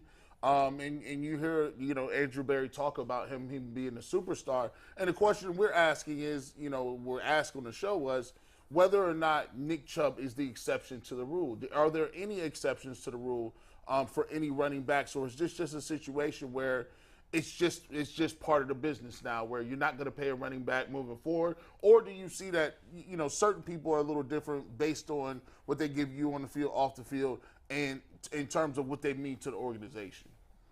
Well, listen, the Browns gave him a 3-year extension, right? I think they're pretty happy with that so far. I mean, it's not like a 5 or 6 year deal. It wasn't really crazy money at $12 million a year, and to have him locked up, through 2024, I think they're pretty happy with that. I mean, the next couple of years, they're paying him about $11 million a year. I think they are fine with that. I had J.C. Tretter, the NFLPA president, former Browns center, on my show, the Ross Tucker podcast, recently, and we were laughing about this idea that running backs don't matter or don't make a difference. There's no way people that say that have watched a Browns game the last couple of years. You cannot watch a Browns game and tell me that Nick Chubb doesn't matter. You can't watch a Tennessee Titans game and tell me Derrick Henry doesn't make a difference in the outcome of games. And by the way, speaking of coaches, everybody loves Kyle Shanahan. Everybody loves Sean McVay. Both those guys tried to trade for McCaffrey. Both of them. The Niners ultimately got it done, but he's the highest paid running back in the league, and they both gave up draft picks for the right to take on that contract, which I think says a lot about McCaffrey and at least how those guys, really good football minds, feel about the running back position. I think some of these teams regret the deals they gave, right? The Cowboys with Zeke. The problem is running backs get hurt and running backs can fall off a cliff, right? We know that, which is why shorter deals are better. It's why the Giants are trying to go year to year with Saquon, with the franchise tag, and now he signed this new deal. I would just say this. Running backs, I'll tell you what they should do. After their third year, once they're eligible, I think they should hold in during training camp their fourth year. Hold in. Don't give up any fine money. Don't let them be able to take 50 grand away a day. Report to training camp. You guys know, you're never 100%. Something's bothering you. Say it's bothering you too much to be able to practice. Because here's the thing. The Giants don't want to play games without Saquon Barkley. That's why they did this revised deal with him today. I wouldn't have signed it because I hate training camp. So to skip 45 days of training camp would be amazing. All Saquon had to do was sign the Friday before the first game, and he gets all $10.1 million. And then, by the way, then it's up to the Giants whether or not they play him in that first game. They probably don't. He missed the whole week of practice, and they don't want him to get hurt. So I would have waited longer and said to the Giants, I'm not showing up till the Friday before the first game unless you give me $12 million or unless you agree not to tag me again. I thought Saquon could have and should have driven a harder bargain. Ross, I know you played offensive line at the highest level. The Browns left tackle, Jed Wills, they picked up his fifth-year option this offseason. He's obviously a guy we've talked about a lot here. Some people aren't the highest on him. Some people think he's just okay, and some people think that the ceiling for him is still there. Where do you fall in the Jed Wills discussion, and can he be the Browns' left tackle of the future that they need him to be, considering how much they're paying Deshaun Watson? Yeah, I mean, it's a tough position. There's no question. I guess I thought he would improve more than he has. It's probably the best way to describe it. And I don't know if he's been banged up or whatever. I think he's a good player. I thought he had a chance to have a higher ceiling than what he's shown so far. I'm curious to see how he plays this year. because he's an integral part. I love their guards, Batonio and Teller. I really like the way Conklin plays in the run game. At times, I feel like, Jedrick Wills has kind of been a disappointment in some games. But he's still probably top half of the league at left tackle and certainly top 20. And what you really can't have is one of the bottom 10 guys. So that's why they picked up the option. That's why, they'll likely extend him, because good enough is better than not good enough at that position. And that is Ross Tucker, former NFL offensive lineman, former eater of scrapple, to put on 30 pounds to transition from the D-line. I got a question for Oh, wait. Ross. Our producer Earl has one question. Sorry, Ross. Ross, what's up, man? I'm a huge fan of yours. I just got a question. Thank you, Earl. I love people that are huge fans of me. I appreciate that. Any chance you can stop by our studio whenever you're in Cleveland for a Browns game? Yeah, possibly. I don't know if I'm doing any this year. You guys actually play in the preseason at Philly. I'll be calling that game. Oh, wow. So, by the way, shout out, because I think that game's a Thursday night, and it'll be on NFL Network. So Is if you're Scrapple not on the in pregame Cleveland, menu? if you're someone that watches this show but you're not in Cleveland area, you'll be able to see me call that Eagles-Browns game, and I'll barely say anything about the Browns because I get paid by the Eagles. There you go. but they have a couple of joint practices that week I'm going to check out between the Browns and the Eagles. That'll be fun. Is Scrapple on the meal plan while you're in Philly? Definitely not. No, they would not let those guys eat that. Although I say this all the time. These guys have no idea, man. The Eagles, cafeteria is so good. I'll tell you right now, I would play for less than the minimum. I'll take half the minimum as long as I get to have all 3 meals at the Eagles cafeteria every day. That's awesome. Awesome. Thanks again, awesome. Ross. During those joint practices, if you ever want to come back, open invite. You are more than welcome. Love talking to you. And check him out at Ross Tucker NFL and check him out on the Ross Tucker Football Podcast. Ross, thanks again. Appreciate you. Sounds great. Thanks for having me, guys. Take care. Anytime. Earl, what's next? 1 second. Let me say bye to Ross. My life will never be the same now that I know what Scrapple is. Yeah, Scrapple is. It's a Jersey delicacy. I thought that was a great That's question, as much as I've been Jason, because I was curious. As much as I've been in Jersey, how did I not know about? So it's more like Philly, Western Pennsylvania-ish. Okay. Have you heard of pork roll in Jersey? I was just going to ask you, are you Taylor Ham or pork roll? I'll pork roll till I die, and if you say Taylor Ham, I'll fight you right now. I'll throw fisticuffs. There's very few things I'll throw fisticuffs over, but pork roll versus Taylor Ham. Did you have it? I know, but we had this conversation So good. with my wife's cousin, and I thought he said it was Taylor Ham country down there, or is it pork roll? Taylor Ham country down there, yeah. He said it's like Taylor Ham and cheese, I think, or something like that. Pork roll, egg, and cheese is what it is, yeah. That's What's funny. up, bro? All right, so as we move forward, man, we talked about this a lot in a lot of the pre-show discussions. Jimmy and D Haslam spoke to the media yesterday. A lot of insightful things. It was 3 things that really stood out to me. We're going to try to talk about those for a little bit. But the very first one being, which me and Jason talked about, I paid attention to the code words. I don't think a renovation is coming. I think the Browns want a brand new stadium. They would love to be on the lakefront. One thing he did for sure is the Cleveland Browns will always remain in Northeast Ohio, but that doesn't necessarily mean downtown Cleveland. Thoughts? Yeah, we disagree on this, at least in some premise, but I want Jason to start because Jason and Earl both picked up on something that I don't think everyone else did listening to that press conference yesterday. So. What I picked up on is they got me again, and they won't get me a third time. I was joking with you guys before the show. There's our one piece of Jimmy walking through the owners' meetings. Let's all stare and admire Jimmy walking through the owners' meetings last year in Florida. It was funny because coming out of Baker's last season in Cleveland, I thought there's no way they can run this back with Baker. They have got to upgrade the position. I don't know what they're going to do. They can't do this again. Like, Baker broke the locker room. This can't happen. And I was talking to people at the Browns and was convinced by the end of the combine, oh, my God, they're really going to do this. They're really going to run it back with Baker. I believe them. And then 2 weeks later, they traded for Deshaun Watson. I thought, God, you got me. You're never going to get me again. And I went in the stadium deal thinking, they can't rehab this thing. They're going to build a new stadium. You have to build a new stadium. It's the only logical solution here to this whole thing.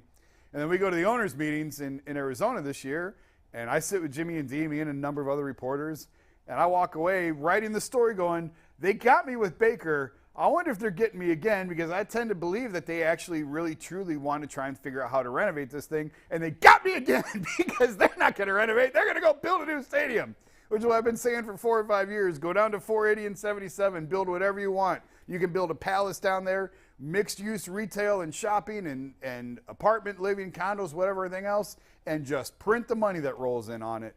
And I don't have the exact quote. Earl, you got the quote of what he said, of what they said about the stadium thing, about how they want to keep it there, but they are assuring, like, I don't have the exact quote. Let me get that for you.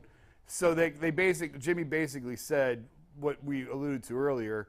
They're going to try and renovate it, but one thing's for certain, they're not leaving Cleveland. It really felt like, look over here, but over here is really what we're trying to do. And I just think it makes too much sense. I don't mind, and this is where Mike and I disagree. Mike's point, I think you'll hear him say he wants the stadium to be downtown. He thinks it has to have that vibrant feel of keeping it downtown. I agree with that for football and basketball. I'm sorry, for baseball and basketball. But for football, it's 8 days a year, 2 home games or 2 preseason games maybe, and maybe that's going to even get cut down and go away. It's only a handful of dates.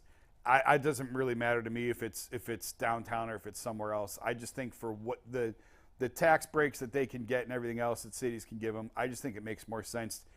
That place where they're at, that plot of land where they're at, is awful. The stadium is awful. Everything about it is awful. I think it makes much more sense to be in the suburbs where there's more space and you can build exactly what you want.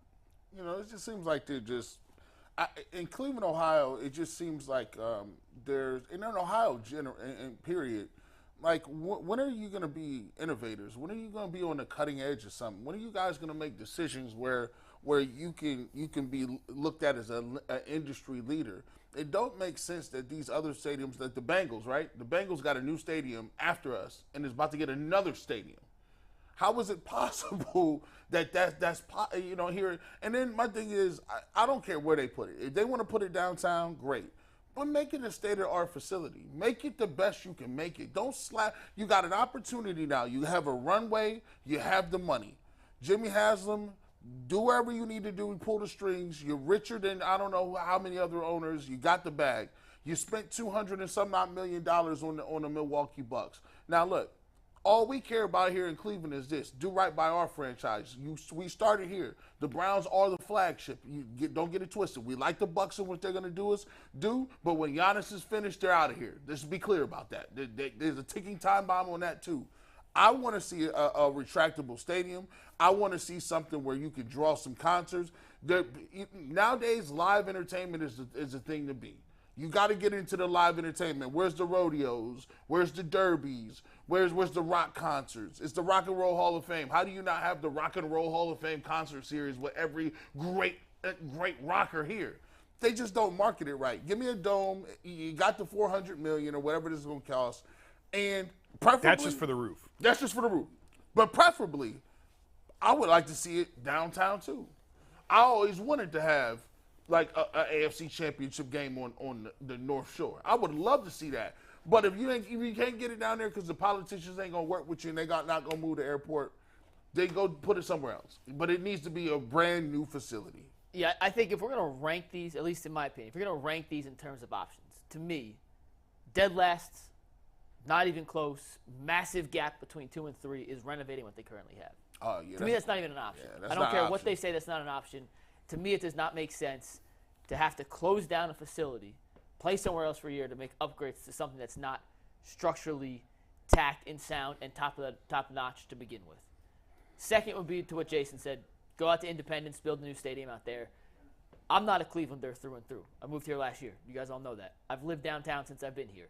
To me, there's something special about having the creme de la creme, the events of the year being in downtown. And I know that there's some logistical issues, land-wise. You have to build up the entire lakefront. But the one thing I don't think Cleveland has, to the level that other cities I've lived in have, is that must-go downtown destination, which is what I think the lakefront could be. Mm-hmm. And I look at, and I'll use Dallas as an example, and I fully understand that Jerry World's not in Dallas. It's in Arlington. It's half an hour outside of the city. They have built an entire mini-city around the stadium. These new stadiums, call them what you want, they're all you-know-what measuring contest for the owners. It's how much money can you put in, and why is mine better than yours? Look at the new one Buffalo's proposing. Look at what Minnesota just built. Vegas. Vegas. Jerry's World was 10 years ago. It opened in 2011. That's crazy. 12 years ago. Think how far we've come since then, and that was the Taj Mahal of athletic stadiums when it opened less than 15 years ago. Jimmy Haslam has endless pockets. I don't know what you'd have to pay to buy out the airport, but if you could build the Cleveland version of Jerry's World, build up storefronts, restaurants, hotels, make that lakefront property into a must-be destination on top of having the premier football stadium in football, I think that would just elevate Cleveland as a city from where I already think it's awesome to a must-go destination for not just football fans, but just people in general who want a secondary observation, secondary place to go. What's up, bro? Yo, that was something that D. Haslam alluded to, and she, like, I watched the press conference, and she put emphasis on that. You know, she talked about that bridge that was proposed, that land bridge, and she said that it was necessary for that to get done because she believed that the Cleveland lakefront needed to be brought to life. It does. And when you look at the major cities, of the major cities that have a great lake, you know, Cleveland is probably at the bottom as far as the appeal of it all. You know, and I'm just thinking of somebody who stays on the east side, who travels that 90 east and west and that route too. Like, man, it's a lot of money that the city was going to have to forfeit to, you know, building the stadium. And building a land bridge. And I really don't know the politics about all of that. But I guess when I heard the press conference, I'm with you. My number one option would to be Brandon build new stadium downtown. But I think hearing him use, you know, we'll always be in Northeast Ohio, it swung me to where Jason is not having that expectation. He's leaving the door open expectation. that they could definitely move that. And I get that. I was just saying, to me, I think the best option is to stay down. I think there's something special about Cleveland having all three stadiums within a 1 mile radius of each other. That at any given night on any sporting event, on a Sunday, for example, and I know the season would have to all kind of come together, but you could have a Guardians game, a Cavs game, and a Browns game going on, and you could have over 100, close to 200,000 fans within a mile radius of each other for 3 different games. Like, that is unique to Cleveland, and I don't want to give that up. Yeah, the energy last year, I think the Browns had a home game, the Guardians had a playoff game on the same day. That was fun. That was cool. Yeah, it was great. But here's where it gets kind of complicated. I mean, we've been talking about renovating the lakefront for 50 years in the city, 60 years. Ain't nothing happened. Nothing. And like we talk about, I mean, Jimmy and Dee have been disastrous as owners. They've been disastrous. It's been 10 years of failure since they've owned the Browns. Now, they can make a tremendous impact on the city if they do figure this out and connect the waterfront to downtown. If they figure out how to do that, it would absolve them a lot of their failures as owners. But here's where, like, it kind of gets complicated. If they pull out and they go somewhere else, what is their incentive then to continue like this lakefront redevelopment project? None. So there's where this becomes bigger than football, and this is where leverage and politics come into play of give us what we want in terms of finances, and we'll stay there, but don't give us exactly what we want, and we're going to leave. And now you're going to be stuck with a lakefront that is going to be undeveloped as it has been for the last 50, 60 years. Without a magnet for people to come down there. Without the one attraction. Well, I mean, you got the Rock Hall and the Science Center, and we talked about it before the show. I've talked to people who have built these stadiums, who were part of the Gateway Project, who hate the location and hate the structure of Brown Stadium because they said you have these beautiful architectural pieces of the Rock Hall, of the Science Center, and it could be this beautiful looking thing, and then you've got this mausoleum that sits vacant 350 days a year that makes everything else look like Tinker Toys. So that I mean, we don't even have enough time. We spent we could do weeks worth of show on this. I'm just saying, politics always plays into this, leverage always plays into this, and the Haslams have talked about trying to be at the driving force behind redeveloping the lakefront. If they pull out, all that goes away. It's going to be interesting to see how this goes. And politically, everybody wants to. It's very unpopular if you are running for office to say, I'm going to give all these tax breaks and all this money to a guy that's a billionaire. Because your constituents and your party is going to say, why are we giving this guy tax breaks? Why are we paying for half of it or 3/4 of it when he has the money, obviously? So why doesn't he partner with us and reinvest with us as a city? So it's hard for somebody to get behind that. And what happens is you just put a bunch of proposals out. You say we need to redevelop, but it comes down to where's the money coming from? Well, the tax abatements I was talking about is if you go to Independence, Right. and people, cities do that with Well, Fortune they'll do 500 it companies all the trust time. me, Independence will do that in a heartbeat. Yeah. They're like, Sherwin come on Williams- down here. Sherwin-Williams got the same similar treatment Absolutely. to build their Yeah. headquarters. And I mean, I guess to put a bow on it, I would say, like, we need more of that. And I've had business leaders tell me that. I've had GMs of teams in this city tell me that. We need, like, Sherwin-Williams moving their headquarters here was huge. We need more of that. We need more business to come here to really, if we're really going to talk about turning the city financially, if we're really going to talk about turning the waterfront, it starts with new business, bringing new business back into downtown. And, you know, I mean, Dan Gilbert's brought a lot of his company here. Jimmy joked with me at the owners' meetings he wasn't moving Pilot's headquarters from Nashville, but, you know, maybe there's more opportunity for them. The more business that you can bring to Cleveland, the more you can start having some of these other conversations. Another thing that Jimmy and D said in their media availability yesterday, and we'll start with UG here because you kind of brought it up with Ross. Jimmy said it was not a make or break year for Kevin Stefanski. He wasn't going all in. Was thinking the exact term. He wouldn't go So all in. basically, the question was, is it a now or never season for the Browns? And he erred on the side of caution. You know, he said that was a dangerous line to toe because of how competitive the NFL is in the AFC North. But he did say he was excited about this season. So I guess my impact question to you all is, do you believe him? Do you believe that this is not a now or never year for the Cleveland Browns? No. Can I start? Go ahead. I do not believe any of the words that came out of Jimmy Haslam's mouth when it came to that particular answer yesterday. Now, two things with all these. Sometimes they have to say the right thing. If he had said, yeah, jobs are on the line, and if we don't make the playoffs, everyone's fired, there's already a tremendous amount of pressure on the Browns this year. We've all talked about it. Can you imagine the added level of intensity and scrutiny and pressure that came into every decision Kevin Stefanski, Jim Schwartz, Bubba Ventrone, Deshaun Watson, etc. would make from the minute he said that to whenever the end of the season came? It would be insurmountable, in my opinion, and unfair of Jimmy Haslam to put that on Stefanski before the year. So, no, I don't believe him at all. I do think it's a make-or-break year. It's now or never for this coaching staff. As Ross Tucker alluded to, Watson would still have 3 years left on his contract. You'd have time to go and pick a different coach to try and maximize the return on the Watson investment. But, yeah, I believed some of the stuff he did say on other topics. On that particular question when he said, it's not really a now or never, it's not a make-or-break, I didn't buy it for 1 second, especially when he followed it up with saying, this is probably the best roster I've ever put together in Cleveland. You know, those two can't be opposite of each other. If it's the best roster, then it is a make-or-break year for coaching staff and a lot of the players on this team. G? Look, man, if I'm the Duke of Knee Jerk, he's a superintendent of Knee Jerk.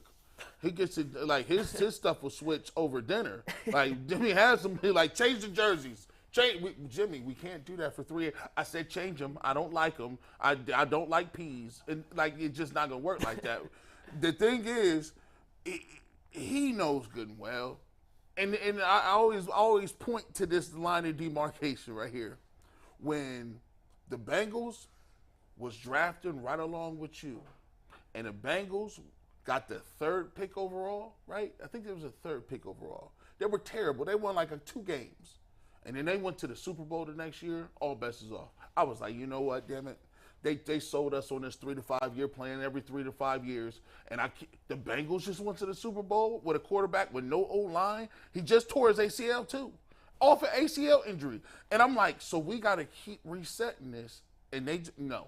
At that point, I think it showed people, why is it every single year that other teams are having resurgence, like the Dolphins or these other places? And Jimmy Haslam looked at his squad and was like, you know what, you're right. You're right. This is it. This is all we got going. Now, God forbid, I hope that Stefanski is here because that means they were successful. They won some games. But I just want people to know what we're looking at if it does not work. It's going to be some changes, like Ross said. Everybody's going to get blown out. So I got to learn to like Stefanski because I do not want to go through that no more. I don't. And Jimmy Haslam knows good and well that he'll be out of here if they don't make the playoffs this year. It is what it is. Jason? The Haslams desperately want this to work. desperately want this to work. They feel like they finally got it right. Like they finally got a head coach, a GM, a Paul DePodesta, who all see it the same way. And that's never happened before in 10 years of ownership. They've always had this guy pulling this way and this guy pulling this way. And for the first time, everybody's pulling on the rope in the same direction. They desperately want this to work. They don't want to keep firing people. I've said it before. They gave Hugh Jackson an extension after 1-15, or was it after the winless season? They gave Hugh an extension. That's crazy. Regardless of whether it came. Yeah, they gave I can't remember the year. extension. They gave him an extension. That's how badly that they want this to stability and to make this work. But having said that, of course there is pressure on this year to get it right. Of course.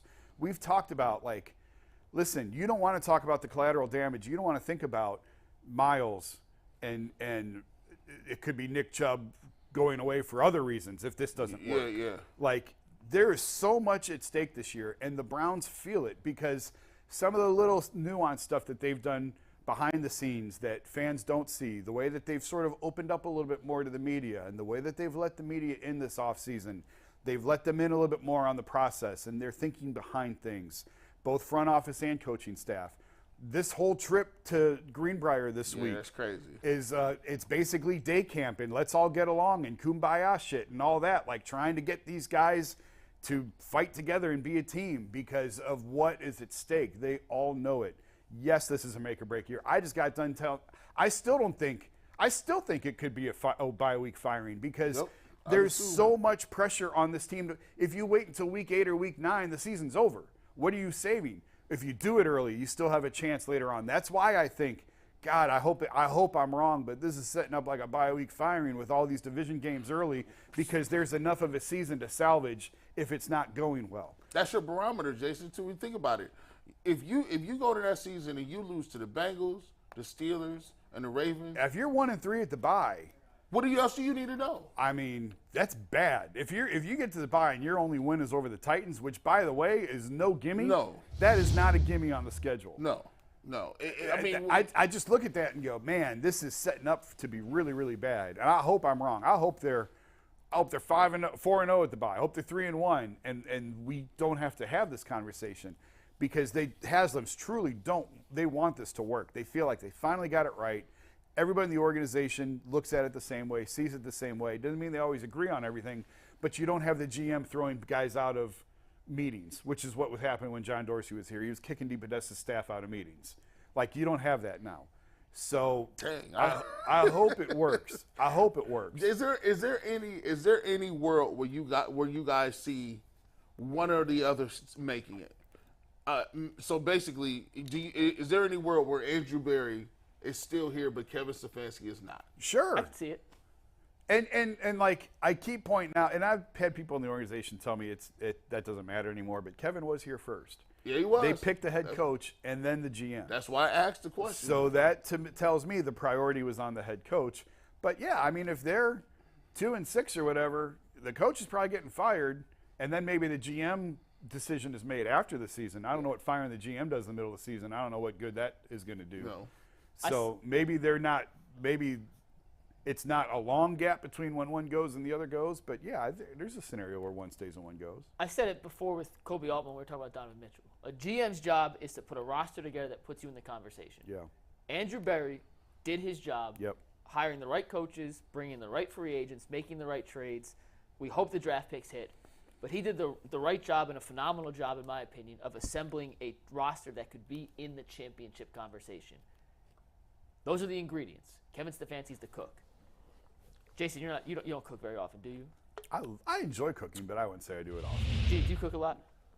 Your wife cooks. My wife, she used to be a chef. I don't do any of that. I don't do anything anymore. If you gave an inexperienced chef and a Michelin star chef the same ingredients, you get two totally different results. Yep. Right. Kevin Stefanski is the chef in this situation. Andrew Berry is the collector of ingredients. He gave Stefanski all the ingredients to put together a 5-star, knock it out of the park, awesome dish. It comes on to, can Kevin Stefanski make these pieces, make these ingredients work cohesively? And that's why I could see a situation where if the season doesn't go as planned, Andrew Berry could keep his job because he did, in my opinion, what a GM's job is supposed to do, and Stefanski going to get the most out of them on the field, if that makes sense. You know, so messed up. If Kevin Stefanski gets fired, I actually think he'll go somewhere and be a good coordinator. I think he'll be a good great head coach. Yeah. I think he'll go somewhere, and if he gets the right quarterback, you'll be like, it seems like almost like the thing with the guys on Belichick's staff when he was here in the 90s, where you had all those guys, they had everybody. They had Kurt Ferentz.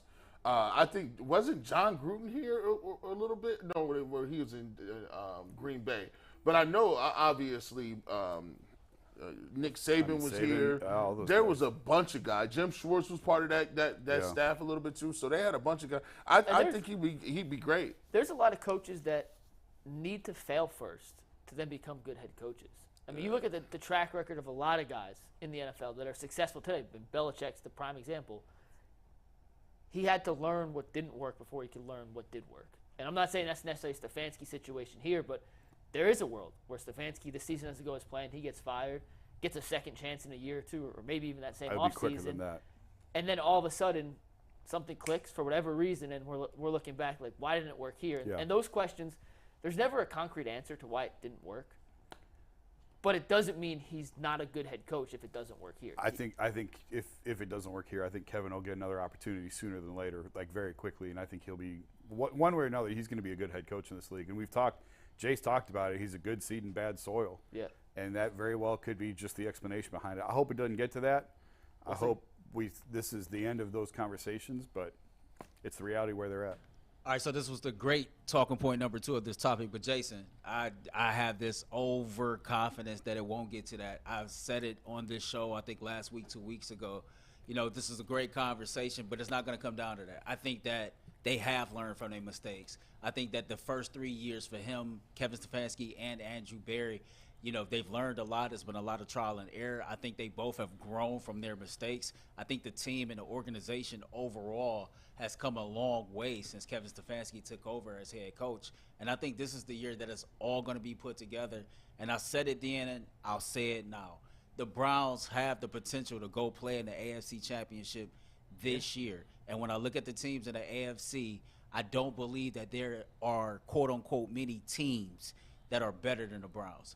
So speaking of the Browns, one of the things that was another thing that was interesting to me was the Haslams talked about Deshaun Watson's personal growth.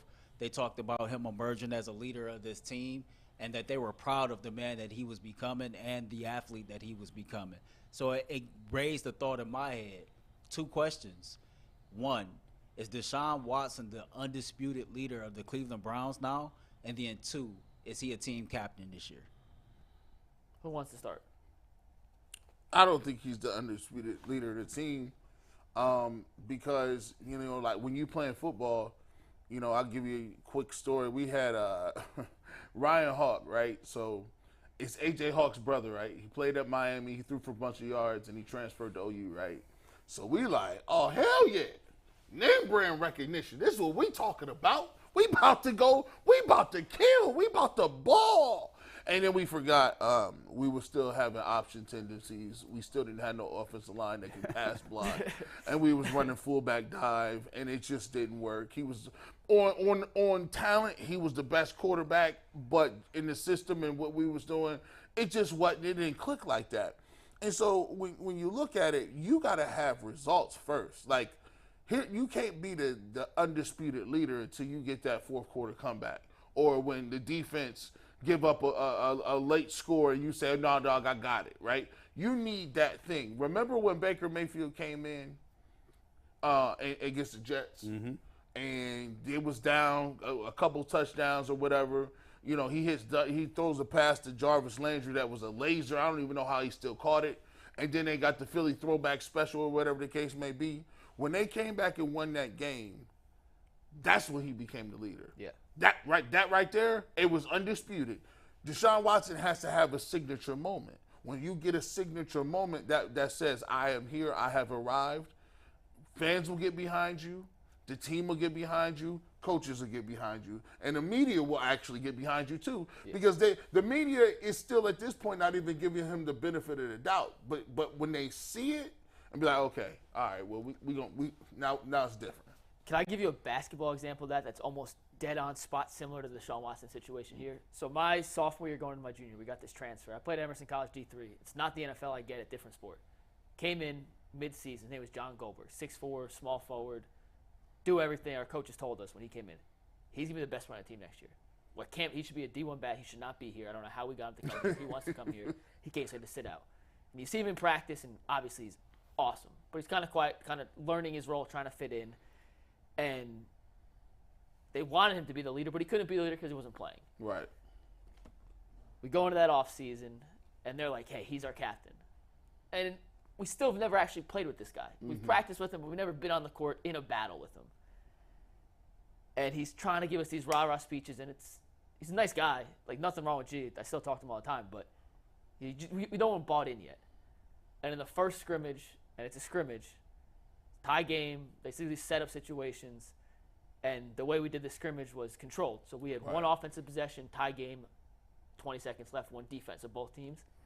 He got a block on their possession, won us the game or sent it to overtime, and he drove and hit an and one with 2 seconds left to win. And in the locker room comes back, goes, essentially in different words, goes, this is my effing team now. Yeah. And that was the moment. And it was like, all right, that's G. He's the captain. Yeah. So From there, we saw it. You just need to, and with Watson, he was never going to be the bona fide certified leader last year with everything else going on, only playing 6 games. And I think he's on track to possibly become and should become the leader of the Browns once he gets on the field, because you go back to his Clemson days, his leadership was maybe his best quality coming out of college. He was a guy that everyone on Clemson would have gone to war for. In Houston, he was a guy that, from all accounts, his teammates would take a bullet for. And then he comes here, he just has to get that one moment to show, hey, he's back to being who we thought he can be and who he was. And I don't think it'll be a question. He will be the undisputed leader as long as he can show that he's the same player on the field. But I think it's a little premature to call him that at this moment. I disagree. He is the leader, because who else is it? Who else is it? That's fair too. There is no one else. Very fair. It's him. It's not Miles. It ain't Amari Cooper. It ain't Nick Chubb. It's Deshaun. That's and fair. it's not a lineman. It ain't Batonio. It's Deshaun, because there's nobody else.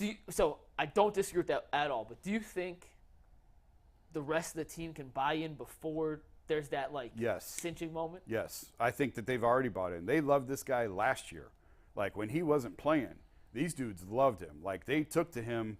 I was saying earlier in the show, Baker broke the locker room, and these guys swarmed to Deshaun. Like, it was almost uncomfortable with everything else that was going on. The way that they just sucked to him and magnetized to him, like. And you're in the locker room, and this is stuff that me and G, we're not privy to, that you get actually firsthand look at. Yeah, they really took to him right away. He is the unquestioned leader of this team. I tend to think if they go the captain route of naming one guy, and a lot of times they do the rotating captain thing, I tend to think they'll continue to do that, because it's a little early given everything else. Like, there's going to be some. It'll be a thing if they make him a captain right away.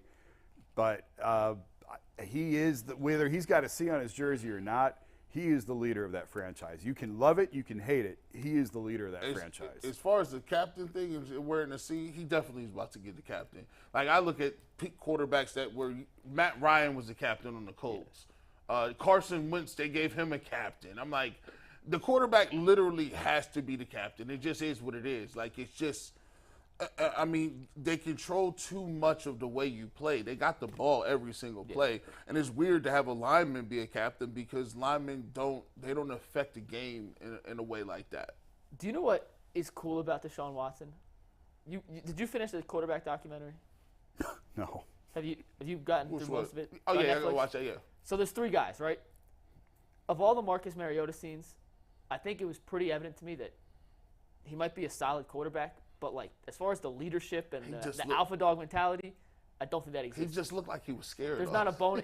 From my perception of watching that show, I've never met Marcus. It did not look to me that he had that alpha dog, I'm a leader, rally around me confidence. mentality. Like, yeah. Kirk Cousins was a leader by example. And I got that from watching the show. Who knew he was that tough? Mm-hmm. Dude played through a bunch of injuries, was always there, seemed like a great teammate, but he wasn't, in my opinion, when watching that, coming across as a guy who in the huddle, and he was like, let's have a great game, guys. Team on 3, 1, 2, 3 team. He's like the PG Elmer's fudge cookie guy. Like, he's not. And then you see Mahomes, right? And Mahomes on and off the field had this magnetic charisma, the way he interacted with his teammates, the way during the mic'd up clips in the games when he was like, hey, we're doing this now. I do this. And Deshaun Watson has all the characteristics and traits to be in the Mahomes category, way more than he has to be in the Cousins or the Mariota category. And you guys correct me if I'm wrong. Baker may have had that for a quick split second his rookie year when he came in, and that second year when they made the playoffs, but it never truly seemed like he was the unquestioned guy after the whole Myles Garrett helmet situation and some others. Deshaun Watson has all the traits and the characteristics to be in that Mahomes-level leader that I don't think the Browns have had at quarterback since Otto Graham. Yeah, I don't think. I just Is think, that totally unfair? yeah. What I'm I saying? mean, they haven't had a quarterback. I mean, he's the most physically gifted quarterback they had, Ever. and he has more of a magnetic personality, star quality to him. But you know, one of the things I keep going back. I just keep going back watching these '80s Browns, and Bernie was getting taped together and thrown back out there. But one thing he did, they always talked about was he knows what's going on. He's going to put you in position to play the game. And he led based on all the decisions that they gave him the full playbook. I'm encouraged more that they said, Deshaun Watson said, I got access to the full playbook. Basically said, I'm going to be able to run my thing out here, do my thing. And Jason talked about that way back in January and February about how it was going to be. But he's going to have access to the whole offense. He got the keys. So one thing I always say is, yeah, you can try to blame Stefanski because he's the next up on the cut list because that's just way it works. But if Deshaun is not successful this year, he's going to have to take a large sum of that blame too because he's going to have the autonomy that I've never seen another quarterback have. And you want your leader to have that ability. Yes. Good or bad. Yeah. Is that fair, Jason? Yeah. Ownership. You like people having skin in the game. You like people taking ownership of it, man. So, you know, he'll have that ability, and we'll see where it goes, but they're there. Or what's the internet saying today? All right, so every time we check out what the internet's saying is brought to you by PCC Airfoil. Looking for a job with career advancement and great benefits, PCC Airfoil is a leading manufacturer in Northeast Ohio. All locations of PCC Airfoils in Eastlake, Menor, Wickliffe, and Minerva are right now hiring for positions that start at $18 an hour. You'll get full benefit packages, paid time off, and a sign-up bonus. So go apply right now at precast.com/careers to learn more. We asked the internet 2 questions. NBA insider Tim Bontemps says that he sees no chance that Donovan Mitchell will sign a long-term extension with the Cleveland Cavaliers. I asked the community tab if they agree, 378 votes. 60% says yes, they agree with the NBA insider. 40% says no. So I'm surprised by that. That's about what I would have guessed. I think when there's enough smoke, there's fire. And I think there's enough smoke around the Donovan Mitchell to anywhere rumors that I think a lot of Cleveland fans are starting to believe that, hey, this could be a reality. At least accepting the fact that it could be a reality. Not that it will, but it could be. So that's about what I expected from the chat. Yeah, to me, it was as well. You know, I'm a huge fan of Donovan Mitchell. I hope that the Cavaliers do what they have to do this year, and this season that they have this year, you know, will kind of convince him to, you know, maybe he can have some long-term success here. The second, Earl, real quick, if you don't have that long-term success, you know who you got in 3 years? Imani Bates. Oh, Lord. that's big money. We almost went a whole show without saying his name. You thought I was gonna let you An off the hour hook? and 58 minutes. Hey, Jason, that's big money. He ain't even money no more. We That's big almost money went a base whole right there. show without saying his name. What's the last question? No, we got to get that in a row. Andrew Berry believes the Browns have a superstar at running back in Nick Chubb. Is Nick Chubb the exception to the rule of not paying running backs? I know Jason said nope. Judging by these results, this is a lot of Can I homers guess? like Wait, me. can I guess? 72%. No, 91%. 72. 561 votes. The percentage is 85% yes, 85. 15% no. We love the YouTube community page, but Shout out to Nick Chubb. you know what? I'm gonna just plead the fifth here. We got 1 minute before the show ends, man. We got a very cool overtime for you all today. It's a real segment.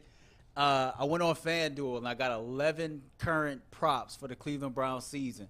And I wanted to get McNuggets, G. Bush, and Jason Lloyd all on record on what they believe the 2023 Browns will look like. So if you were a part of overtime, join us. If not, hurry up and sign up real quick. And real quick, Jim Harbaugh suspended 4 games. Yes, Steve. I heard For Steve Becker's misleading- in fetal position crying right now. For misleading NCAA, lying and misleading the NCAA over As long as Steve is crying, I'm smiling. over recruiting investigation. Harbaugh going to be suspended 4 games. There's rules in the NCAA now? Just don't lie to him. You can break all the rules you want. Just don't lie to him. Okay, yeah, okay. That goes back. Ask Maurice Claret about that. We'll see Yeah, you I on paid- overtime. I got paid for all that. Even overtime. Peace. I